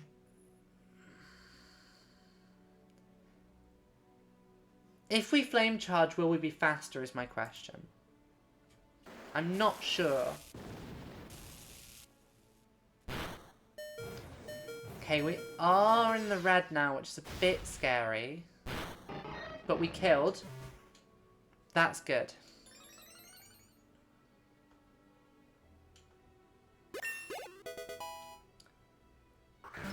Magneton. Magneton has Swift, Shockwave, Magnet Bomb, and a mysterious fourth move that we're not sure about. Does it have Levitate is the other question. No, I think it has Static. Bonus Jonas is the safest switch. And I think what will happen is they'll send in Electrike now. Because Electrike has... Wonder God ran out of power!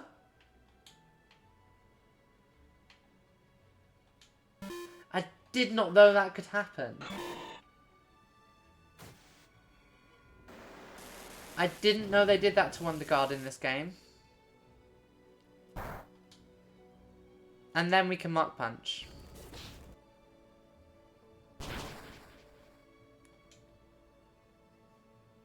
And 2 of those should be enough.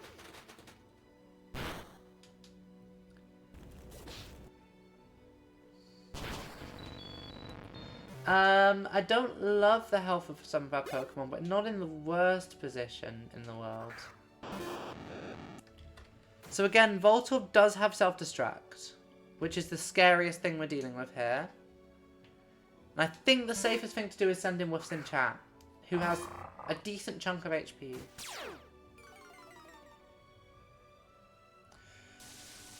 Thunderwave.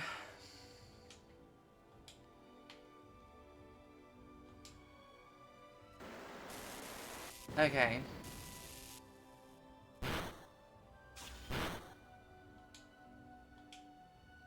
As long as this hits, we're fine. If we take damage off this, we have to... If we... Fuck. I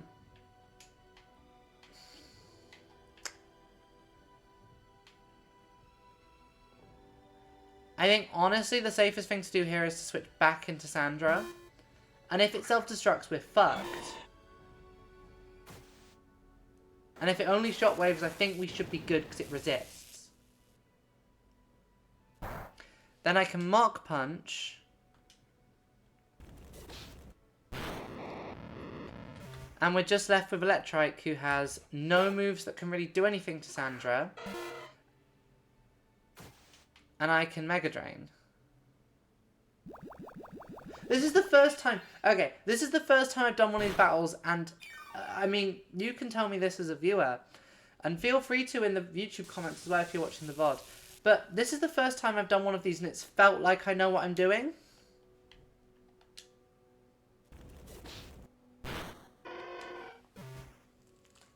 Woo!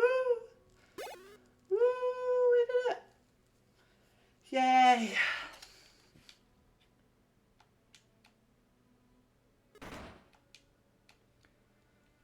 That felt good. We did a real good job there.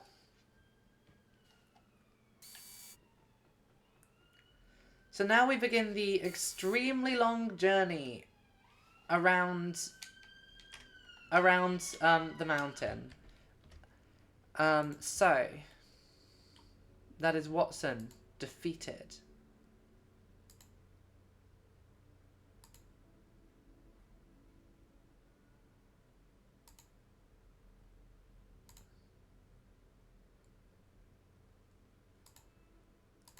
Wait, so I did actually have you on the team for that. Now I think it's time for us to rework the team a bit. So the next gym is fire type. So bonus Jonas isn't very useful. Bonus Jonas we can actually build. I mean, finding out that Wonder Guard is 2 hits only sucks to find out. But it's still useful. So I think Tyler is definitely more useful for some of the fights we've got coming up, especially given that we got a lot of fights against dark types coming up. And then we've still got... We'll see what we get, but... I think this is a pretty decent team for now. So 33 is now the level cap. Oh, and we'll need to teach someone Rock Smash, won't we?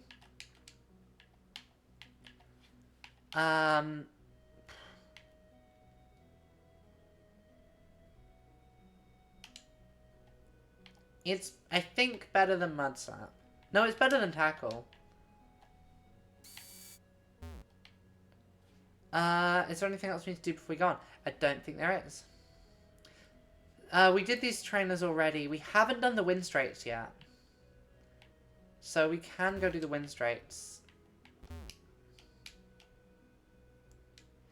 This could be dangerous.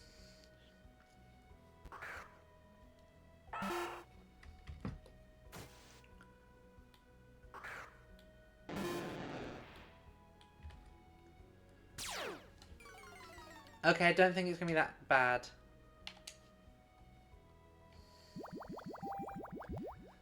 Magikarp Mike, unless Flannery's team... Whoa, don't have that! Unless Flannery's team have things like that to fuck me over, we should be alright.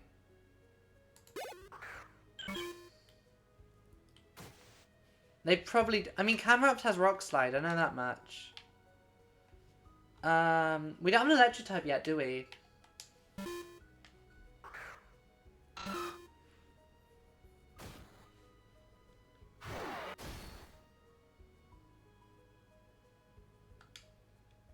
We just... Oh, you've got Heat Wave. This isn't good. Oh, that didn't do that much, actually. Never mind. I forget that's not technically super effective. So the issue is we've got 3 more fights and you can't heal between them. Waterfall, though, super good. Does Rurouni ever not have an encounter then?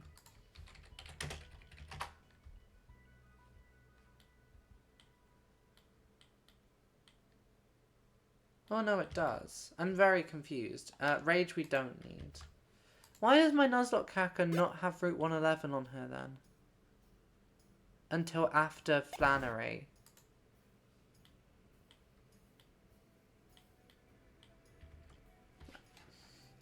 I mean, there's a non-zero chance that we get given a...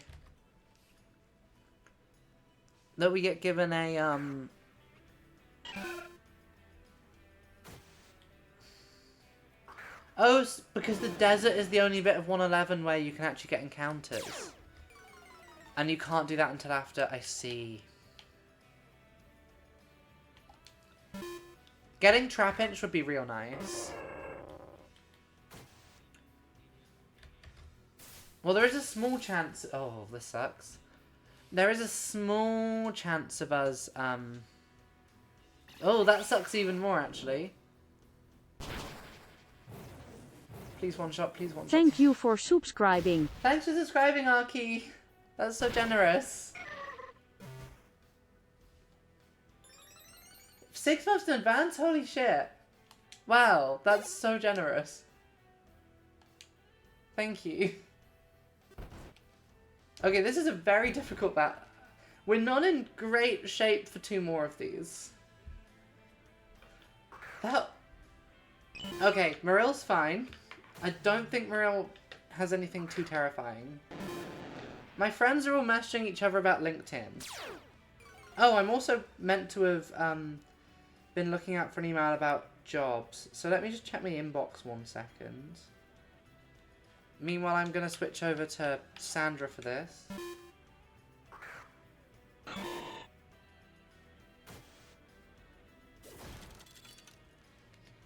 I got a scam email about... What? What ice type move did you have? Ice punch, jeez.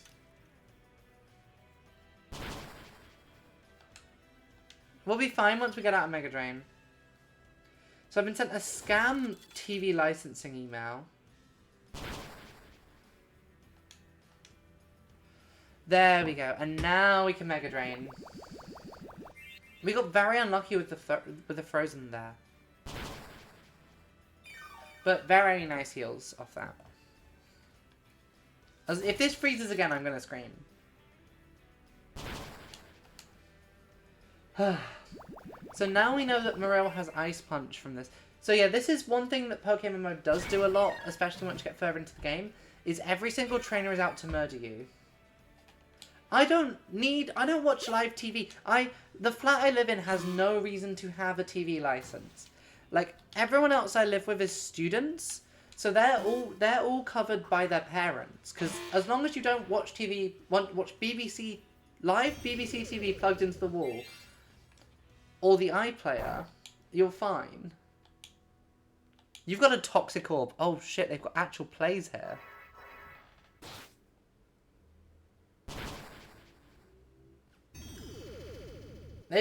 We're now seeing... Okay.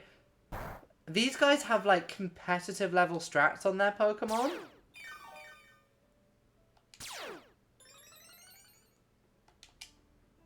This is kind of scary.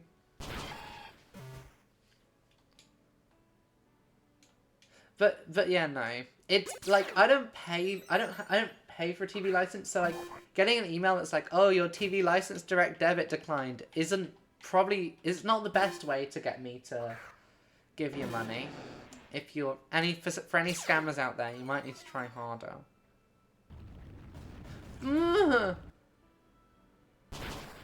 Okay, we're good. And this is 4 times effective, so it should kill.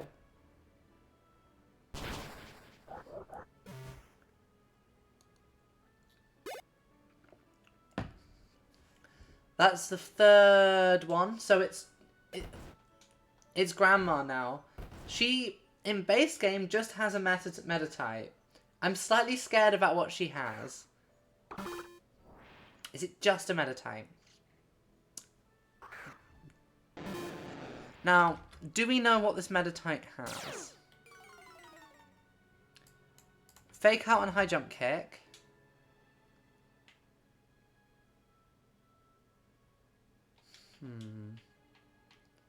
Sandra's probably the safest bet.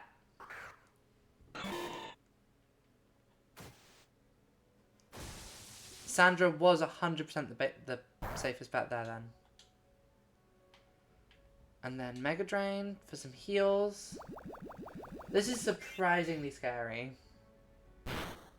Oh, also, the subscriber thing reminded me. I am trying to... Oh, that's not good. Okay, but getting sleep off that's very good. I am trying to sort out emotes for the channel. I spent a while trying to make a Michael Portillo one, and it just wouldn't work for some reason. But I am going to do emotes, so you will be getting more value out of your subscription soon.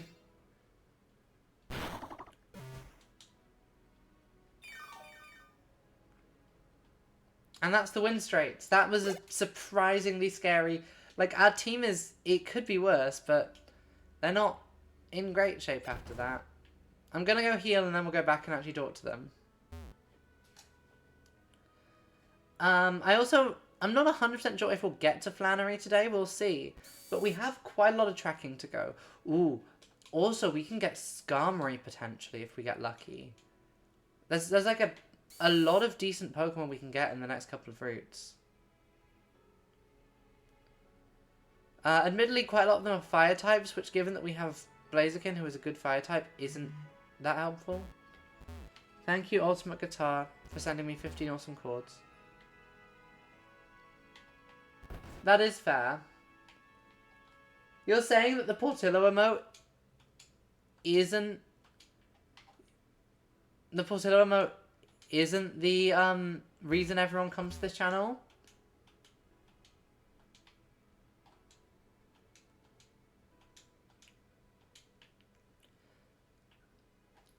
No, I want to do some emotes. I think it'd be fun. I have one of Piers Brosnan as well. So, okay, so there's a non-zero chance that we get a Geodude here, which would be a bit annoying. But it's not the end of the world. Our encounter for Route 111 is a Geodude. Hooray.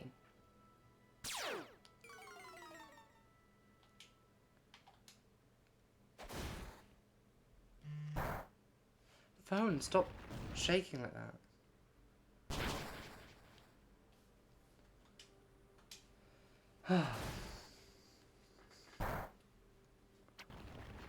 I'm sitting on my phone now, so it's not gonna... Oh, fuck, you are rollouting.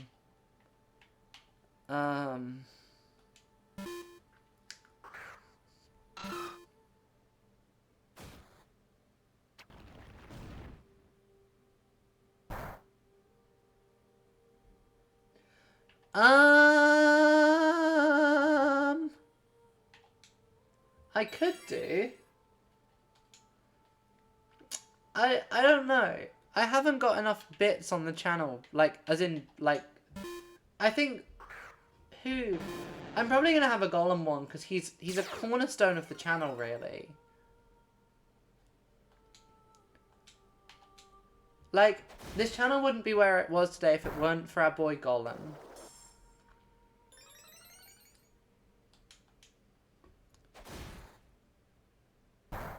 That should be enough now. But yeah, I've got... I can add like 5 of them. So... I'm sure I will find... And that's Geodude.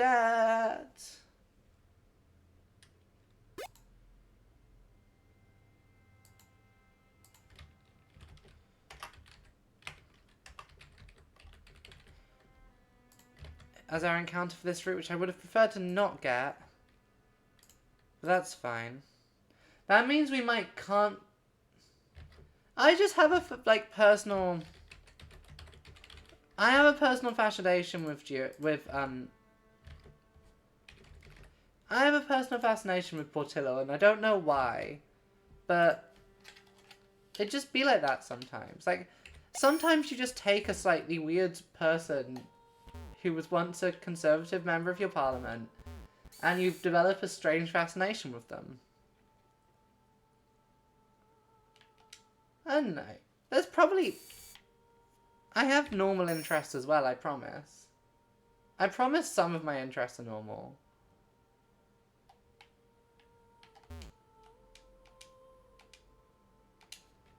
Ooh, when does that Aggronavon to layer on? 32, so just before the level cap. These two also... This is a double battle against... Oh, fuck, I forgot you have Magnemite. Despite the fact that you have to beat, like, level 20-somethings to get here, they're this level. Don't ask why. The game designers work in mysterious ways. Then you can Metal Claw Whisper.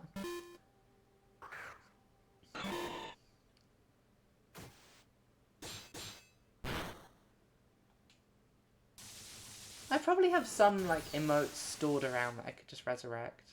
Okay,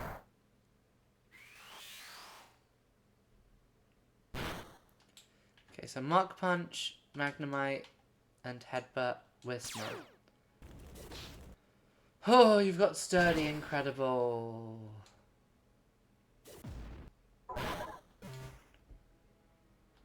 So, I got some money for my birthday from my parents, which is very kind of them.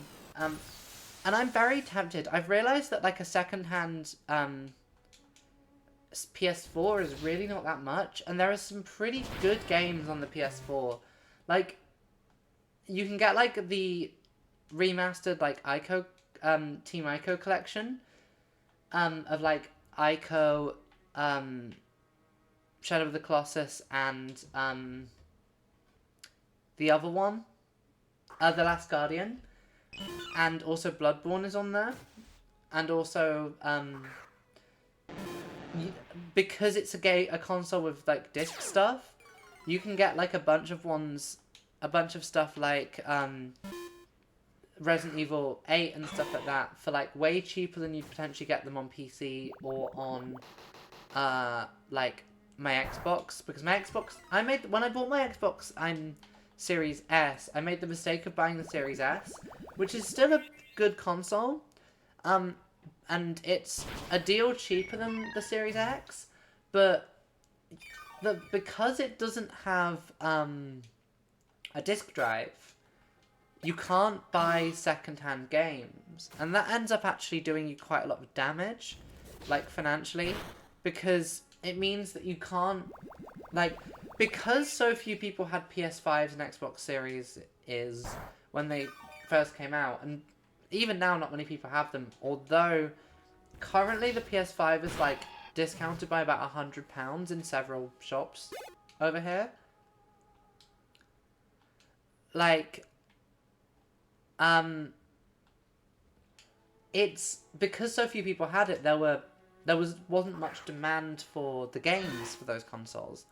So you ended up with, like, a copy of Resident Evil Village being about £10 to £15 cheaper in CEX, like, not that long after it came out, than the PS4 and Xbox One versions were. So, like, probably if you were buying a bunch of physical games, it saved you a bunch of money, is what I'm saying. And I didn't do that. So if I get a, like, and this is what I'm wondering with, like, is it worth, like, because the PS5 is obviously the more powerful than the PS4 Pro by quite a way, I imagine. And, like, a PS4 Pro is about £175 currently. And I'm essentially wondering if it's worth spending that £175 to get a PS4 Pro instead of just waiting and getting a PS5 when, like, say in a month's time when I get paid. Like, saving that money and then just getting a PS5 down the line. Okay, I was wondering if it would let me do that, but it would have been weird if it did. Route 112, this is another encounter. Agron, you're probably best for this. Morel! We love Morel. Yeah, I think definitely save it is the smarter decision. Because it's twice as much, but the PS5 is backwards compatible, so it runs, and they've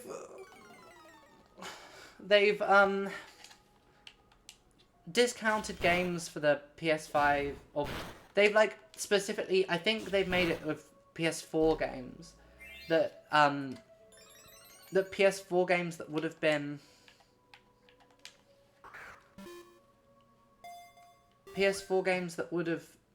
that you can play on the PS5, you can get, like, they've, like, optimized some of them so they work better on the PS5.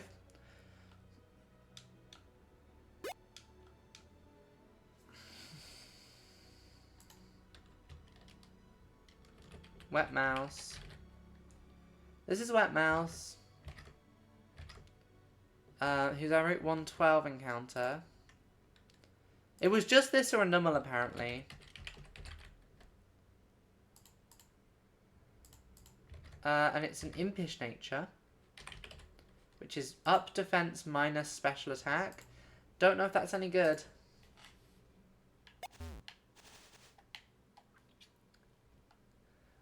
I also don't know, other than Bloodborne and like Shadow of the Colossus and stuff, I don't know if there's that many games on PlayStation that haven't been ported over to PC at this point that I'd like to play. And I know I could technically emulate them. I am aware of this fact. But, emulating PS3 and 4 and stuff is far more system intensive than other consoles for some reason. I don't understand why. I'm not good with tech.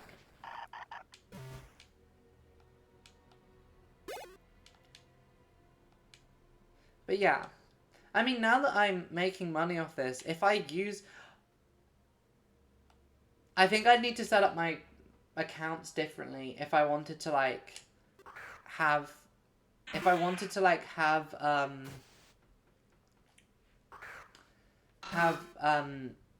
a console be tax deductible. I think that would require me to do some tax stuff. It's doable. It's certainly doable, I just don't know how. Yeah. Oh no, 100%. I think you'd need to be earning over a certain threshold from, like, say, streaming, because otherwise you could probably, like, you probably need to have a business or be self-employed and earning X amount. I need to go to company's house. But yeah, no. I also... I also think you can just claim the VAT back on that, can't you, if you're making money? I don't know how much the VAT would be on a PlayStation.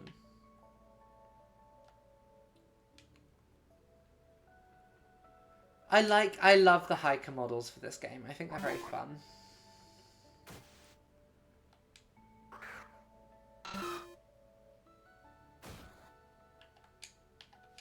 So what level is fucking £10? Can't even claim the VAT back. Okay. Splash wasn't exactly useful there, but it was the one time that I could use it. Okay, so Route 12 then connects to Fiery Path, which, once we've got Strength, has Toxic in it, which potentially would make Bonus Jonas ridiculously good. Like, Bonus Jonas is a Pokemon we can set up to do some really cool stuff. We just need the stuff to be able to do that first.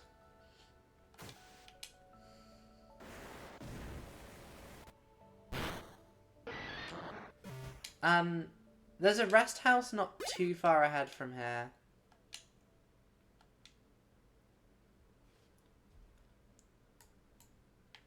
I don't know if we'll actually get to Flannery today.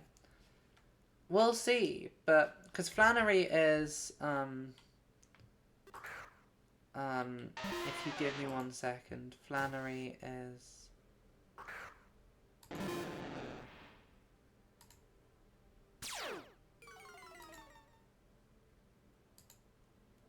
Flannery's Pokemon are like level 26 to 29. So I think we shouldn't need to do much grinding, because by the end of this big circuit, we should be roughly the right levels. No.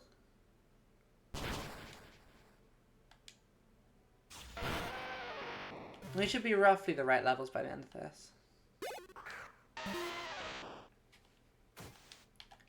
Oh, they're all gonna have sturdy, aren't they? Incredible.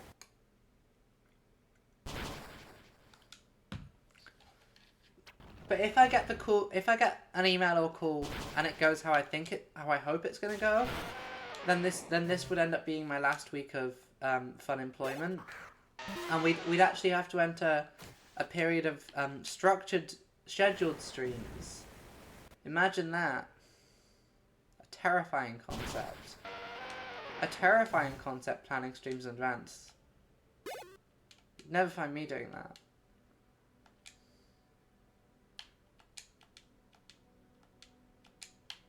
Okay. Run back and heal, and then we have one more section to go to before we can heal again.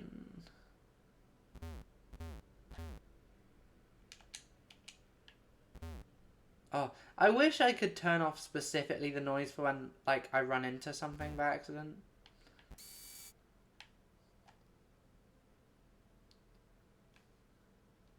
There we go. But we do get loads of encounters on this path at least. Oh, fuck you.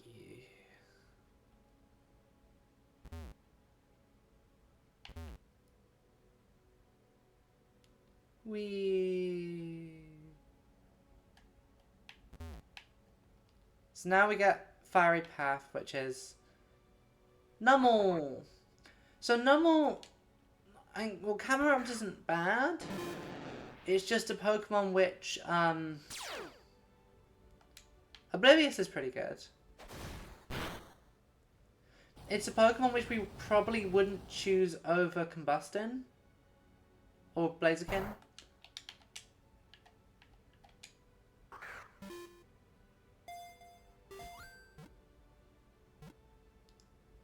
Yeah, I just need to beat the sub goal and then beat the sub goal and then beat the sub goal, like, I don't know, 100 times over. And then we can... It's Cummel. Okay, you will let me name it Cummel, that's interesting.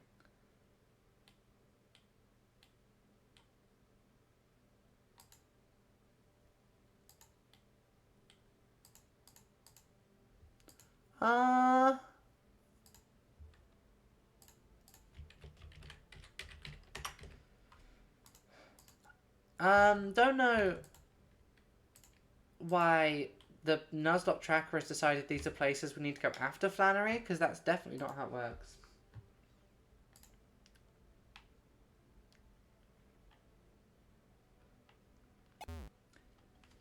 Yeah, now we're back on Route 12. Route 112.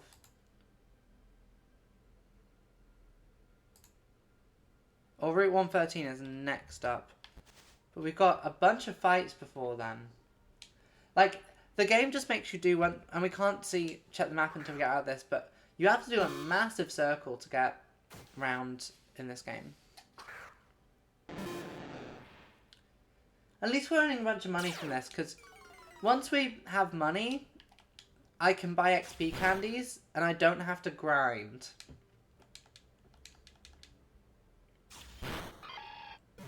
And if I don't have to spend hours grinding, it means we can better prepare for gyms. And we don't have to consider Poison Point.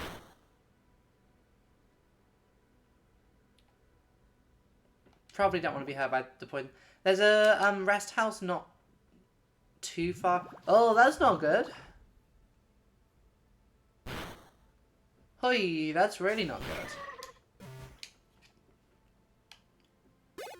I was being very greedy there. She was set up for a kill. We'll switch over to Woofs for a bit. Oh, don't tell me that you're gonna have fire types when I've just got my water type poisoned.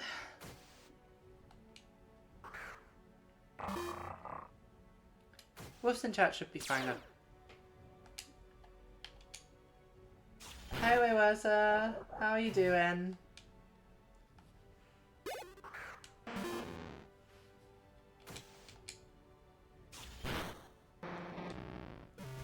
So on Route 113, there's really cool Pokemon that we can get, and there's also Spinder, who is a Pokemon I love, but isn't, like, how you say, like, particularly good.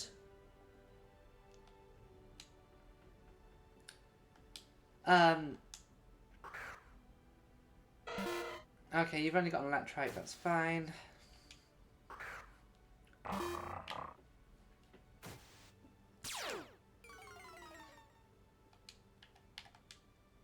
I think, but yeah, The thing about Wolves in Chat is quite strong.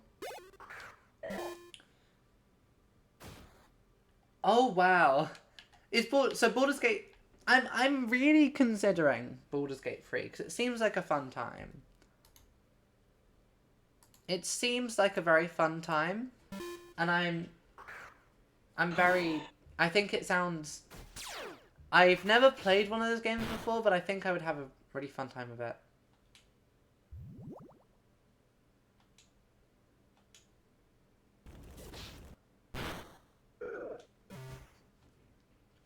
Oh. I mean, I do appreciate a game that respects your time, but then equally, I'm playing a game which kind of demands you play for hours just to grind up to be good enough to beat the next gym.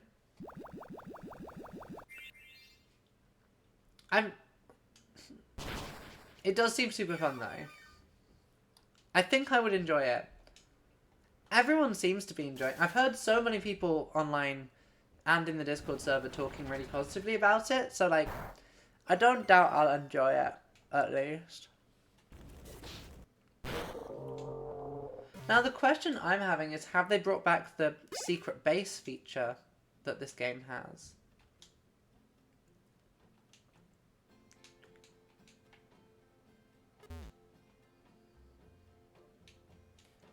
So yeah, you can build little bases in this.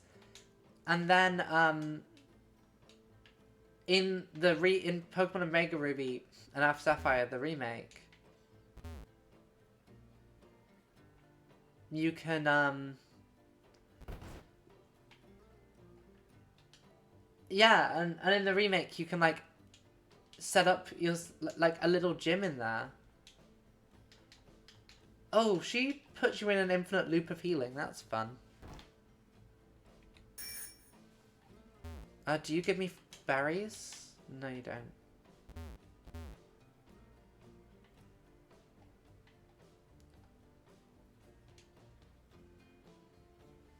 Yeah. See, Slurp Juice does just remind me of Fortnite. I'm sure it means other things, but Fortnite has Slurp Juice. Okay, you got a focus band so you're not dying in one hit. Fuck, I haven't played Fortnite in a while. It's a fun game. So we just hit this guy with a double intimidate, which is pretty rough for him.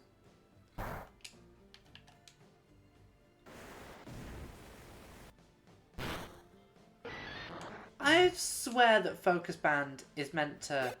Oh, is it Focus Sash that means that you don't die in one hit? Possibly. Is there meant to be something up here? Feels like there should be. Is it just secret base stuff? Also very possible.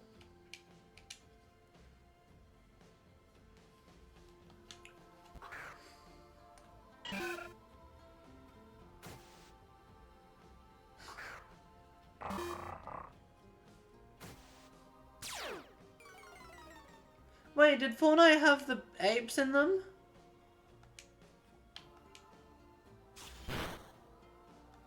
It's probably been a month or two since I last played Fortnite, but I don't remember it having the apes.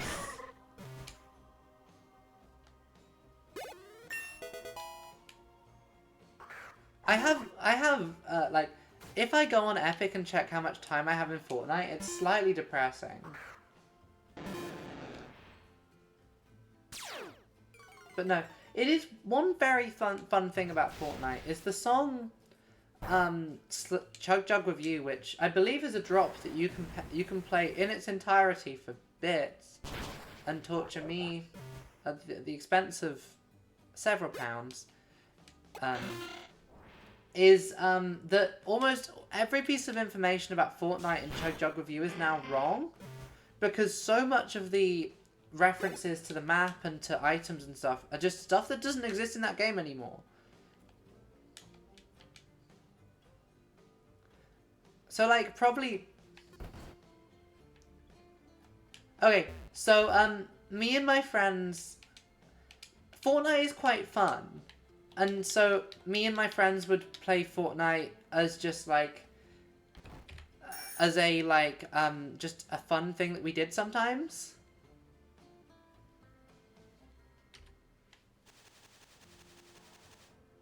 Okay, we can get another encounter here. I don't like referring to that as lore.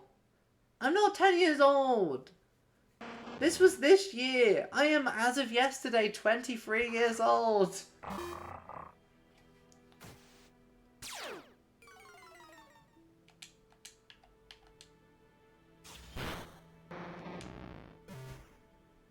Oh, that was wild! That was our encounter for the area!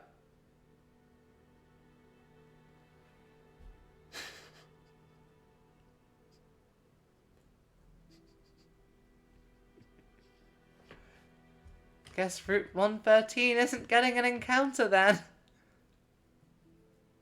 It's fine.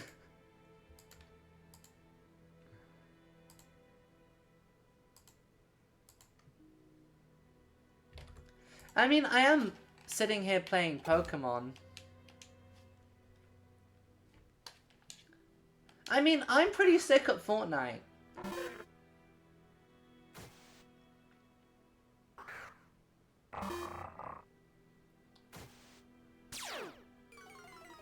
No, it's fun! Fuck you, it's fun. Fuck. Once I get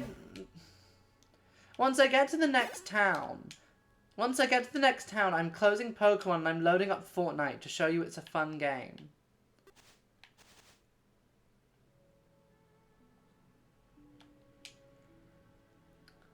Like, I don't know. Like, it is trash. Like, it is slop.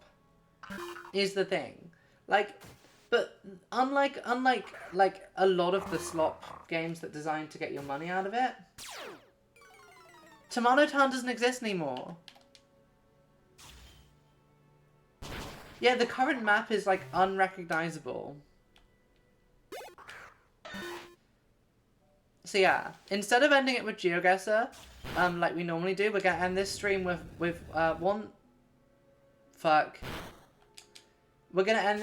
one single match of the game Fortnite, which I will win.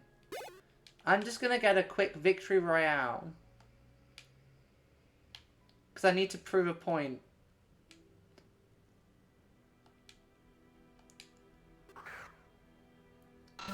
Yeah, no, they destroy the map quite a lot.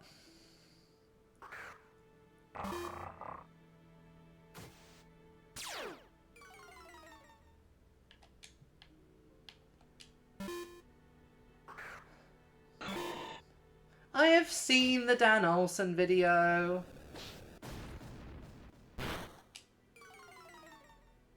I mean, he's not wrong. But you could say the same about an awful lot of games. Like, I don't think Fortnite is unique in being a shop with a game attached to it. And I think it's it's a decent game that they've built their shop attached to. At least. Poison. Like, exactly, like, it's not like I'm playing Valorant or anything. Like, although to be fair, I'm not playing League of Legends or Smite or...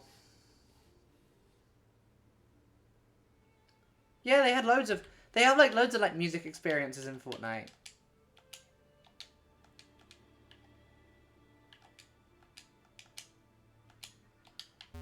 They have like live music things in Fortnite that like they do every so often. Poison Barb pretty big actually.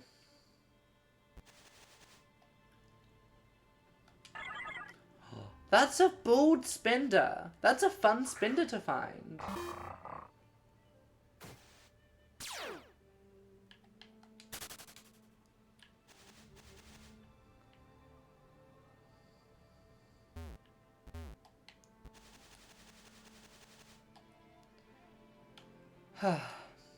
But no, like, the thing is, Fortnite is hellish, but it's hellish in a fun way. And I'm good at it. Oh yeah, no. I think you could probably argue that this all goes back to, like, fucking World of Warcraft. Like, or at least, these models of monetization go back to things like EverQuest and World of Warcraft.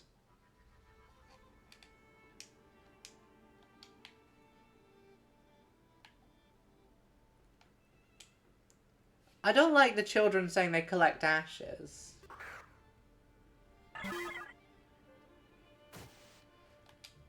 I mean, when you see the skins I've got in Fortnite... Okay, I don't think I've spent like £100 on V-Bucks. I've probably spent around about £60, I want to say, on Fortnite overall. Which is a lot, admittedly. But, like, I don't know. Yeah, like, this is the thing. The monetization they have set up in Fortnite means that you do, on average, spend more than you would spend if it was just a game that you were making a single purchase to buy. But at the same time, I can't be Ariana Grande in those other ones. And I would argue it's still less egregious than, like, when we were playing FIFA, because FIFA is a game which...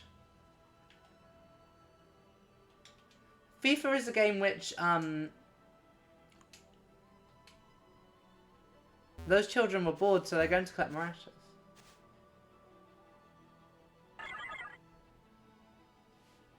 I could have. At some point, I could do a Yum Ice Cream So Good.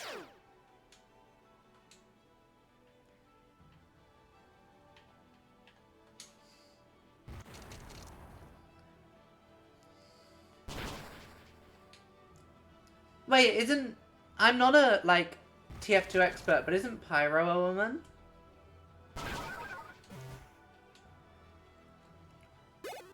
I would love to do, like, an NPC stream, as they call them. I think that they're grim, but I think I'd be very good at it. But yeah, no, it's not as bad as, like, fucking FIFA, with, like, the packs. Yeah, I can imagine, like, the flamethrower... the flamethrower is quite hard to use effectively.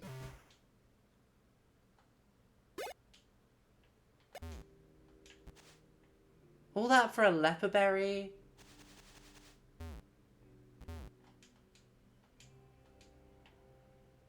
Oh yeah, so you can, like, build furniture with the ash. And we're nearly there. We're nearly at the Pokemon Center. Are they? I wouldn't know. I've never played it.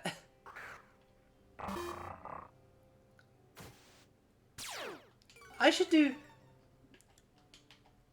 I've been thinking about, like, maybe at some point in the near future I might do a themed month. And when I was thinking about doing... And the words... like, Kingdom March entered my... Oh yeah, no. Unlike modern Call of Duty games where you have 10 out of 10 smoke show baddies committing the worst war crimes known to man. Which... Who among us? Who among us hasn't committed a couple of the worst war crimes known to man? In the name of, I guess, the United States of America, mostly?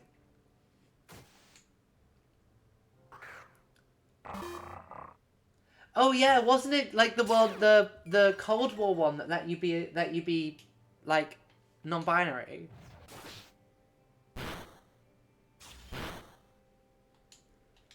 That was dangerously close. I'm switching to Mike.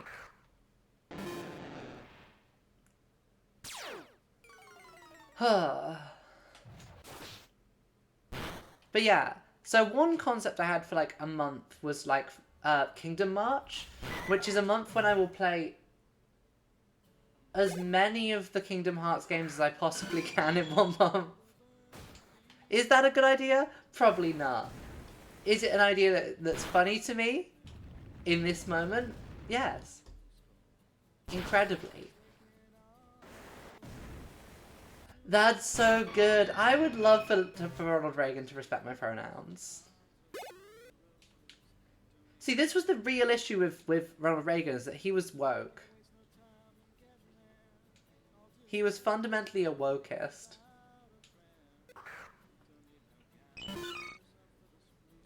I guarantee you there is at least one person who unironically believes that.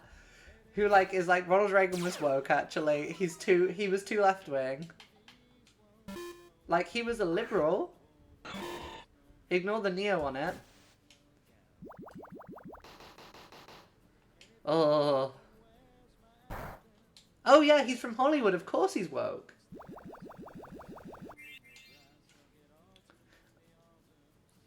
Ah.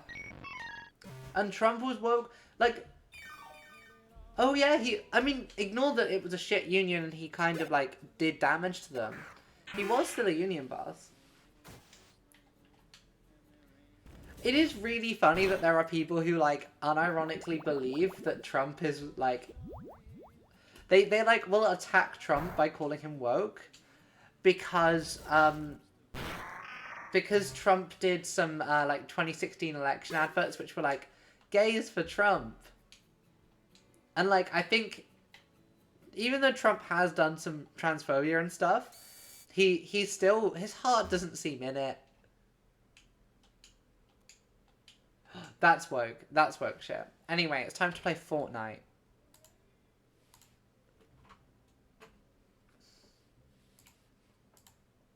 Now, the issue we might have with briefly loading up Fortnite is there might be like a fucking 10 gigabyte update to do before I get into the game. But we'll see.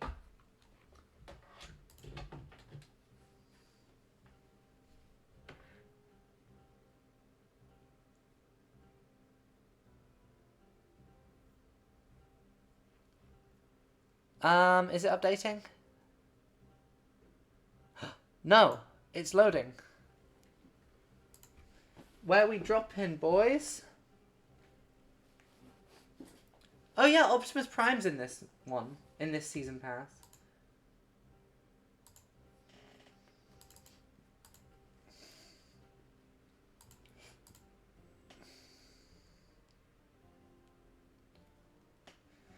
Oh yeah, Will Smith's in this.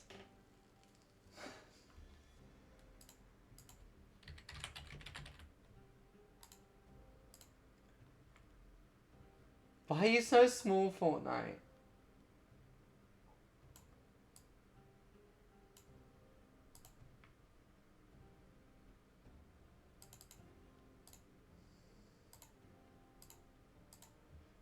Why are you so big, Fortnite?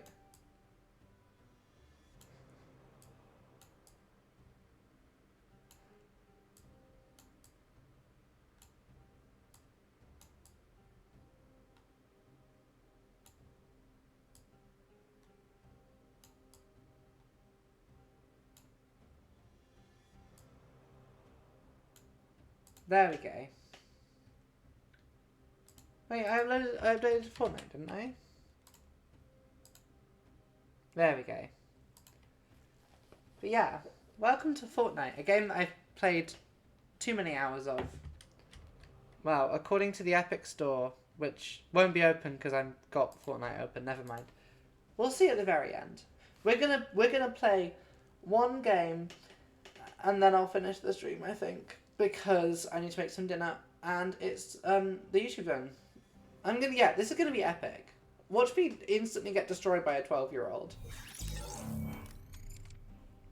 So there's dinosaurs. Now look at this woman you can get, and 600 V-Bucks. The sorcerers from Jujutsu Kaisen arrive on August 8th. I love Jujutsu Kaisen. Yeah, I haven't played much this season. None of my friends have played recently.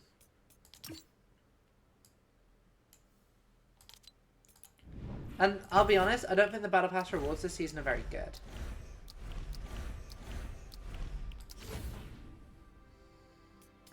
But anyway, yeah. Oh, anything good in the item shop is the question. Fuck you. Are we about to see Peter Griffin?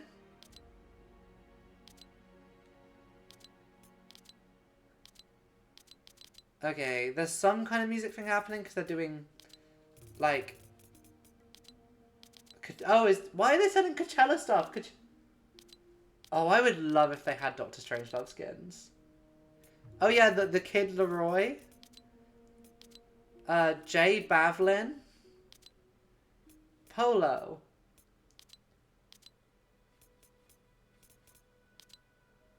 Oh, it's the Terminator and Sarah Connor. And Arnold Schwarzenegger. Oh, it's Futurama. Okay. There's just so much stuff in the store. It's a dog in a hoodie. I mean, you can. I was just having a look and seeing if there's anything fun in the shop, to be fair. I haven't played in a while.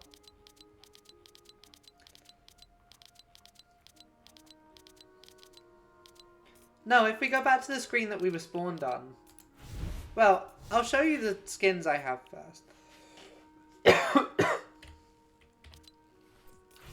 So yeah, these are the skins I've got. So I've got Dreamer, who is from Supergirl. She's canonically trans.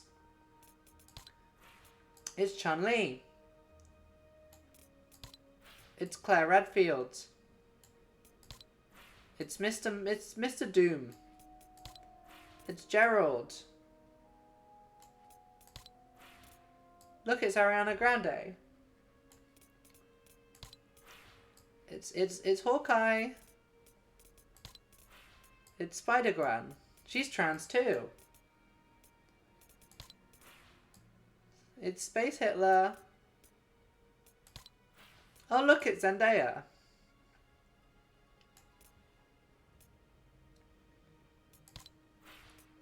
Indiana Jones, of course. And of course Timothée Chalamet. How could we forget Timothée Chalamet? But anyway, it's solos. We're not playing ranked because you can't play ranked solo. No, to be fair, you can get straight into a game because you load up on this page and you just click the play game button.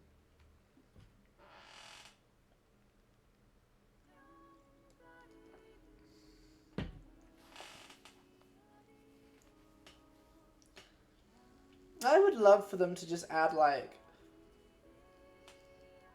Yeah, exactly. I'm Neonol Dreamer, just without any of the... Neonol Dreamer is, like, one of the fun arcs in Supergirl. Because, so her mum is an alien. And in the species that her mum is from, the firstborn daughter of the family, like, gets, like, powers of prophecy. And essentially, her sister is... So she's trans. And her sister has always assumed that she will get the family powers. But it turns out Nia gets them. And then Nia's sister does some transphobia. Hellish. The game is running at 2 FPS. Don't have a good day. It's so loud. Why is it so loud?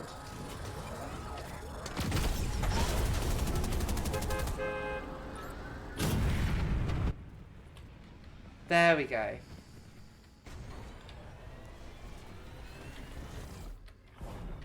Where are we dropping, boys? I think the Citadel was quite good.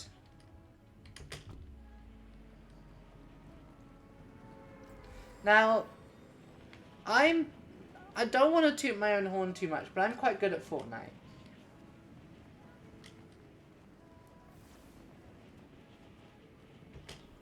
I reckon I can do a pretty good position here.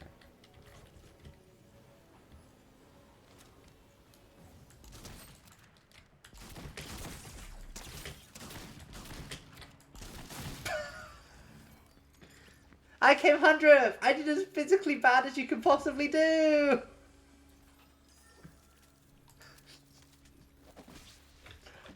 Just one more. I'll do one more because I didn't realise I get fucking wrecked that badly.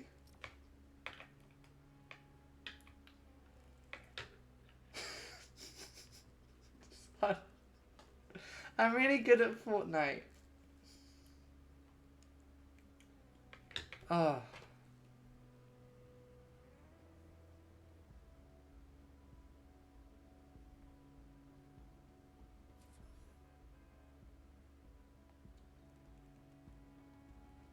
No new job update.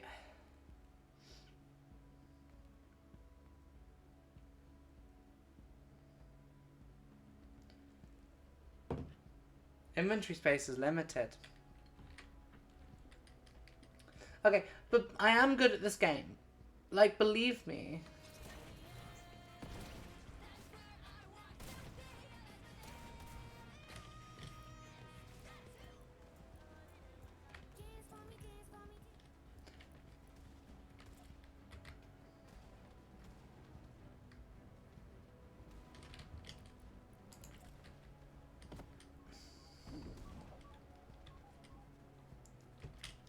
I love brands and content.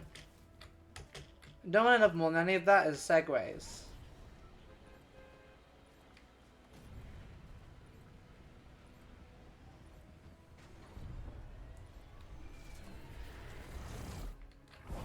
I mostly own the Dance Monkey song because it was relatively cheap. Hey, I've never been here before, so let's go explore.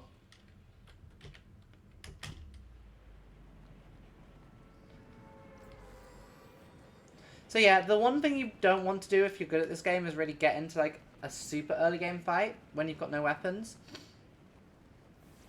You want to probably at least get like one or two good weapons before you start a fight.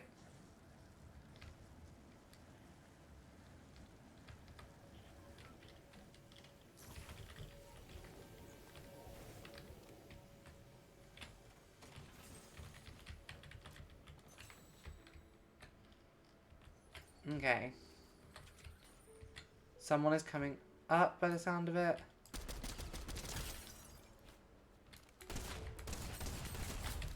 Take that, John Wick!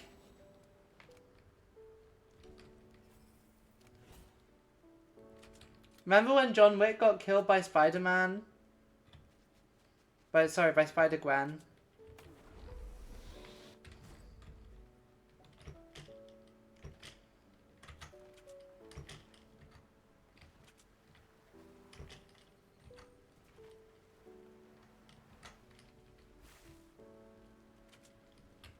Right, someone went up or down a but.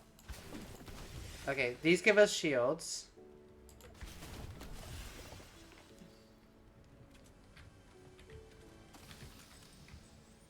SMG is good, slap juice is good. Flapjack rifle we don't need. Grenades.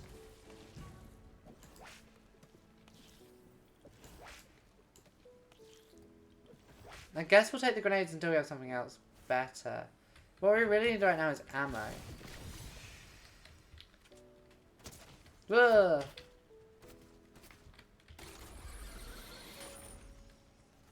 Where am I being shot from?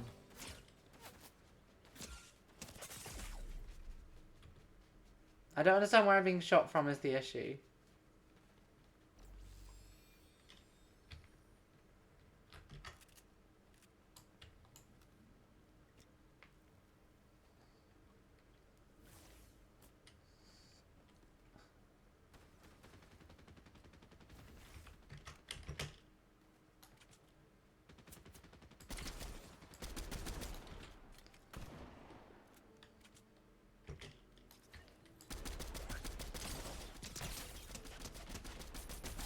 Perfect. No, not at all a bad kill.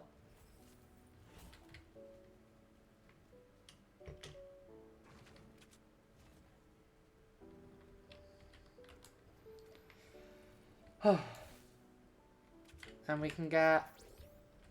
neither of them are great. Shotgun cells while sliding isn't terrible. I'd love some more pistol ammo or assault rifle ammo if I could get it.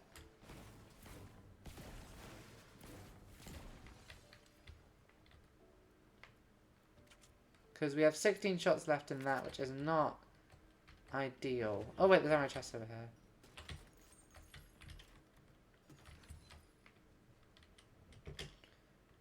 Got a the thermal DMR.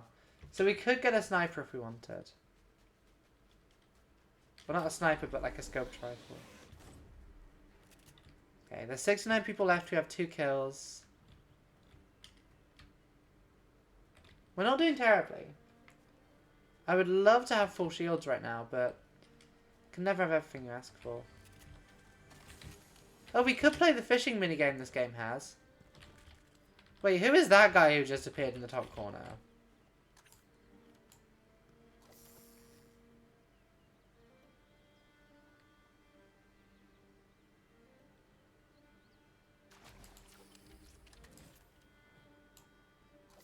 I'm the only person who's done fishing in this match. And it got me the shield fish, which is exactly what I wanted. And we got a thermal fish, which gives us like predator vision.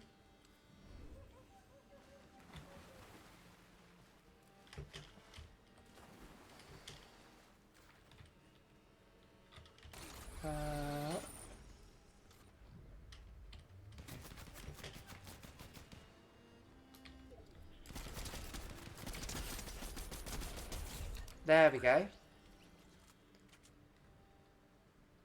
Wait, is that a revolver? No. It's a mammoth pistol.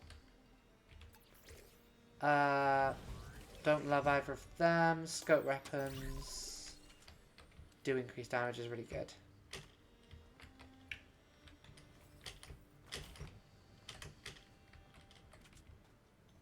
Wait, triggerfish. Have they added in fucking...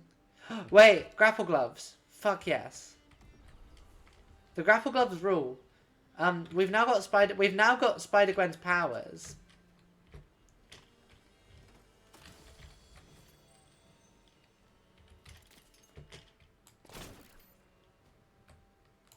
Oh, unless I fuck it up, we've got Spider-Gwen's powers.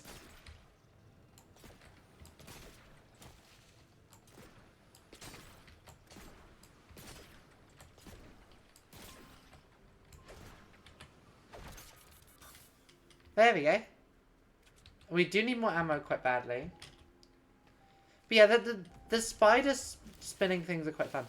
Oh yeah, so you can, with the thermal stuff, you can coat yourself in mud and then you can't be seen by the thermal vision.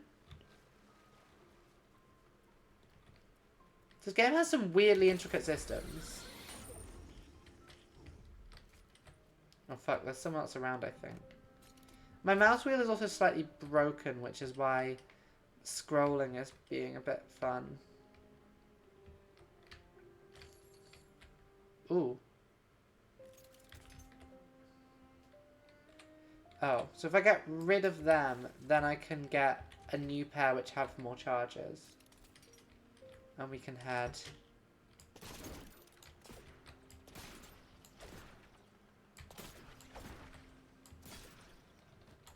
onwards.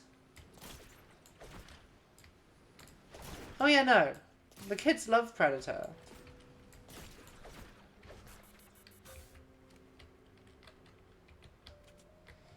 Okay, no ammo in here. That's not ideal. We have so little ammo for our assault rifle. That's pretty good.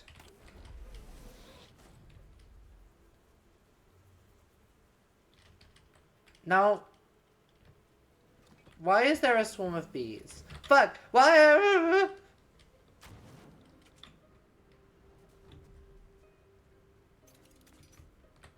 Right, we can't be here. The bees will not let us be here.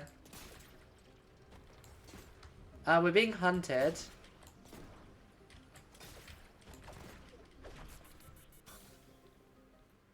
Any ammo over here? No, it's all been taken.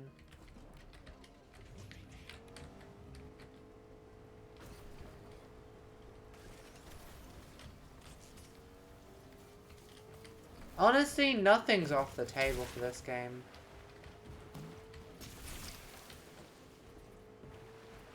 Like, they've done some really weird crossovers. Like, you wouldn't... Some of the crossovers... No, the kids would be into that is the thing. That's too normal.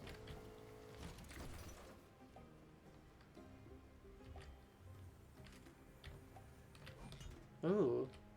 The kinetic boomerang.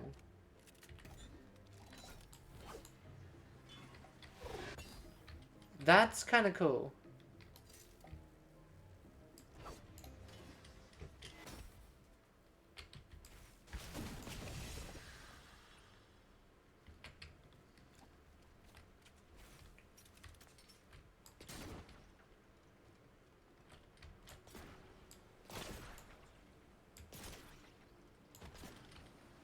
And we should be able to get a motorbike here and head somewhere more normal. Oh fuck. There may have been ammo there, I didn't check actually. There was also ammo here. Yeah, people haven't been looting here. Because we desperately need assault rifle ammo.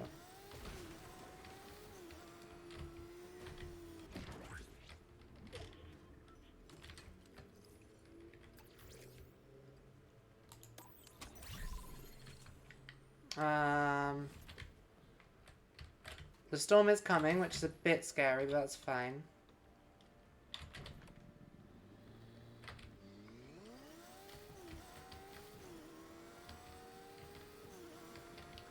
Ah, there's someone there.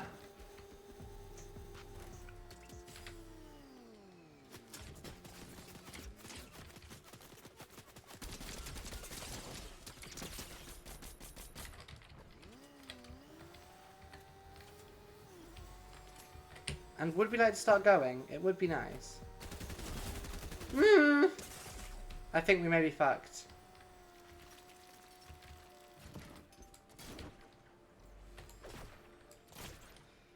Unless...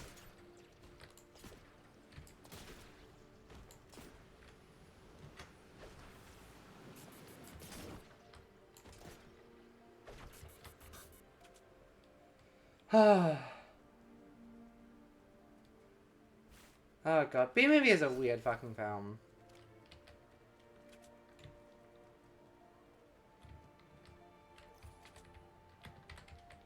Okay. We did a lot of damage to someone there as well, even if we didn't kill.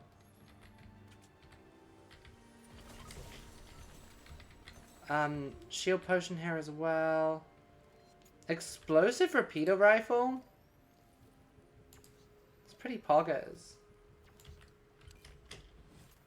I would love if they like did instead of the B movie, if they just did a Seinfeld crossover and a bunch of kids had to have explained to them who Newman is and who Kramer is. Didn't mean to do that. So we have 8 more grapple glove shots. We're in the top 20.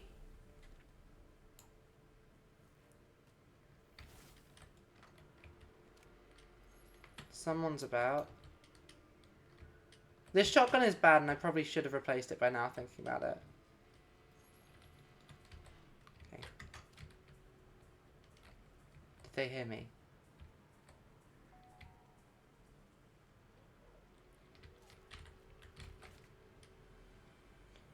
Cybertron cannon?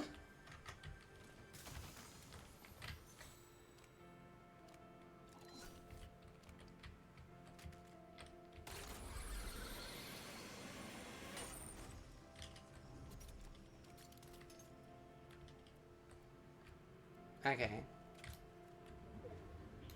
So. We're not in a bad position. We're being targeted still, so someone could be coming for us still. Let's just rail grind over to...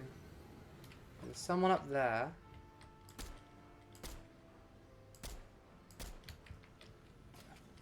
We don't have enough ready bullets. Oh, I would... Yeah, no. That's... I would be really happy if my kids got into, like, that sort of comedy.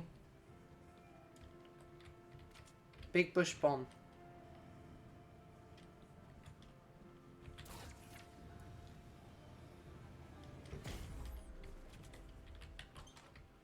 Come on, where's the ammo? Where's the ammo?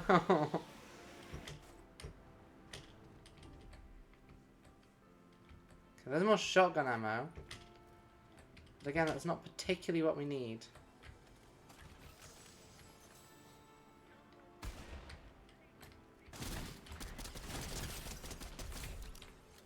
Get fucked.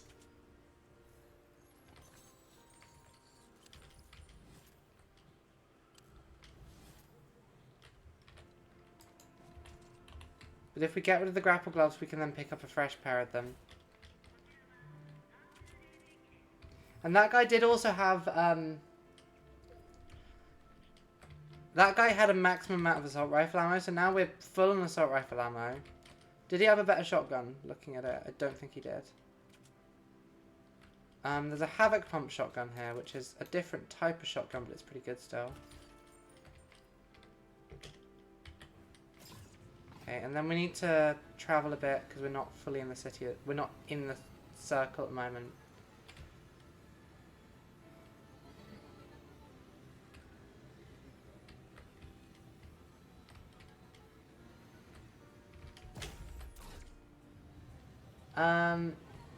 I mean, that is fair. It depends on the comedy.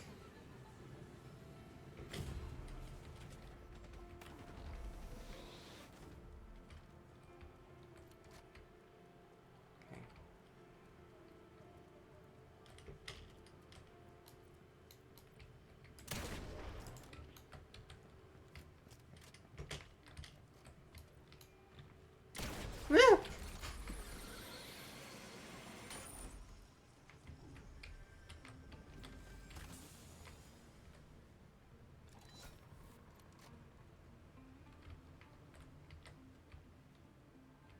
Are they coming down?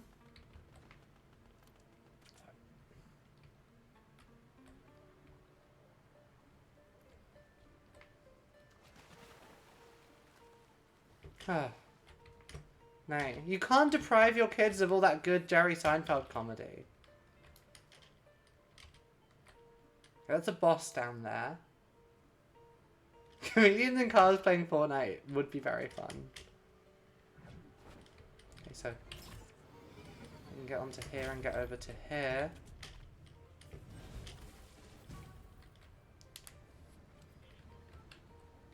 We probably don't want to be this exposed. Ugh, don't slide. Fucking Khalifa.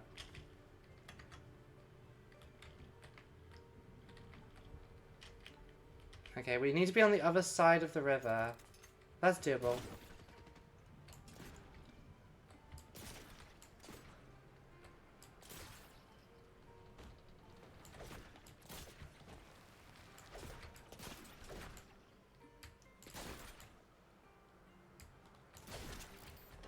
Okay, we didn't make it all the way. That's fine. We're in... There's 11 people left, so we're not doing terribly. We're not doing well. I keep panicking and making dumb decisions, but we're not doing terribly.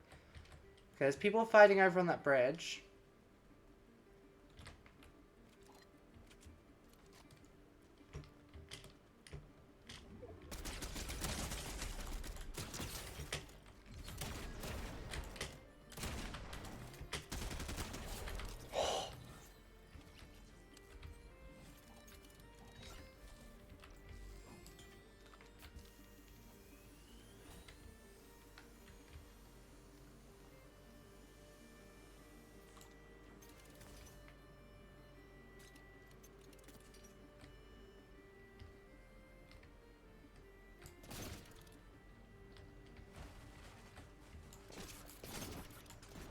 Okay.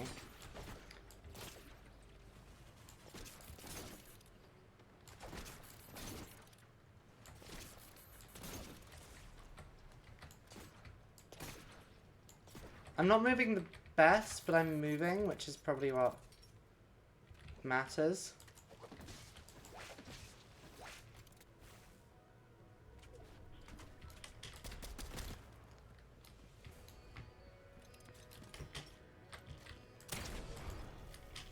Oh, load your fucking guns, Aoife.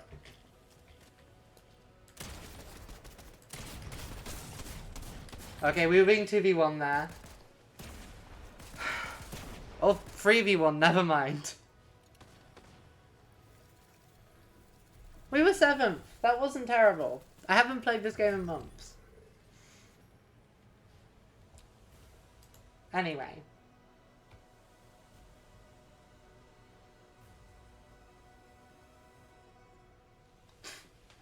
God, maybe I should play a bunch of old PS2 games. Like really shitty tie-in PS2 games. That could be fun.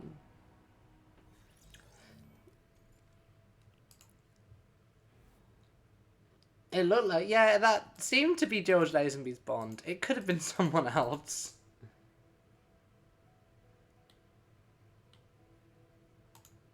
Yeah, I did decently well. Spam. Okay.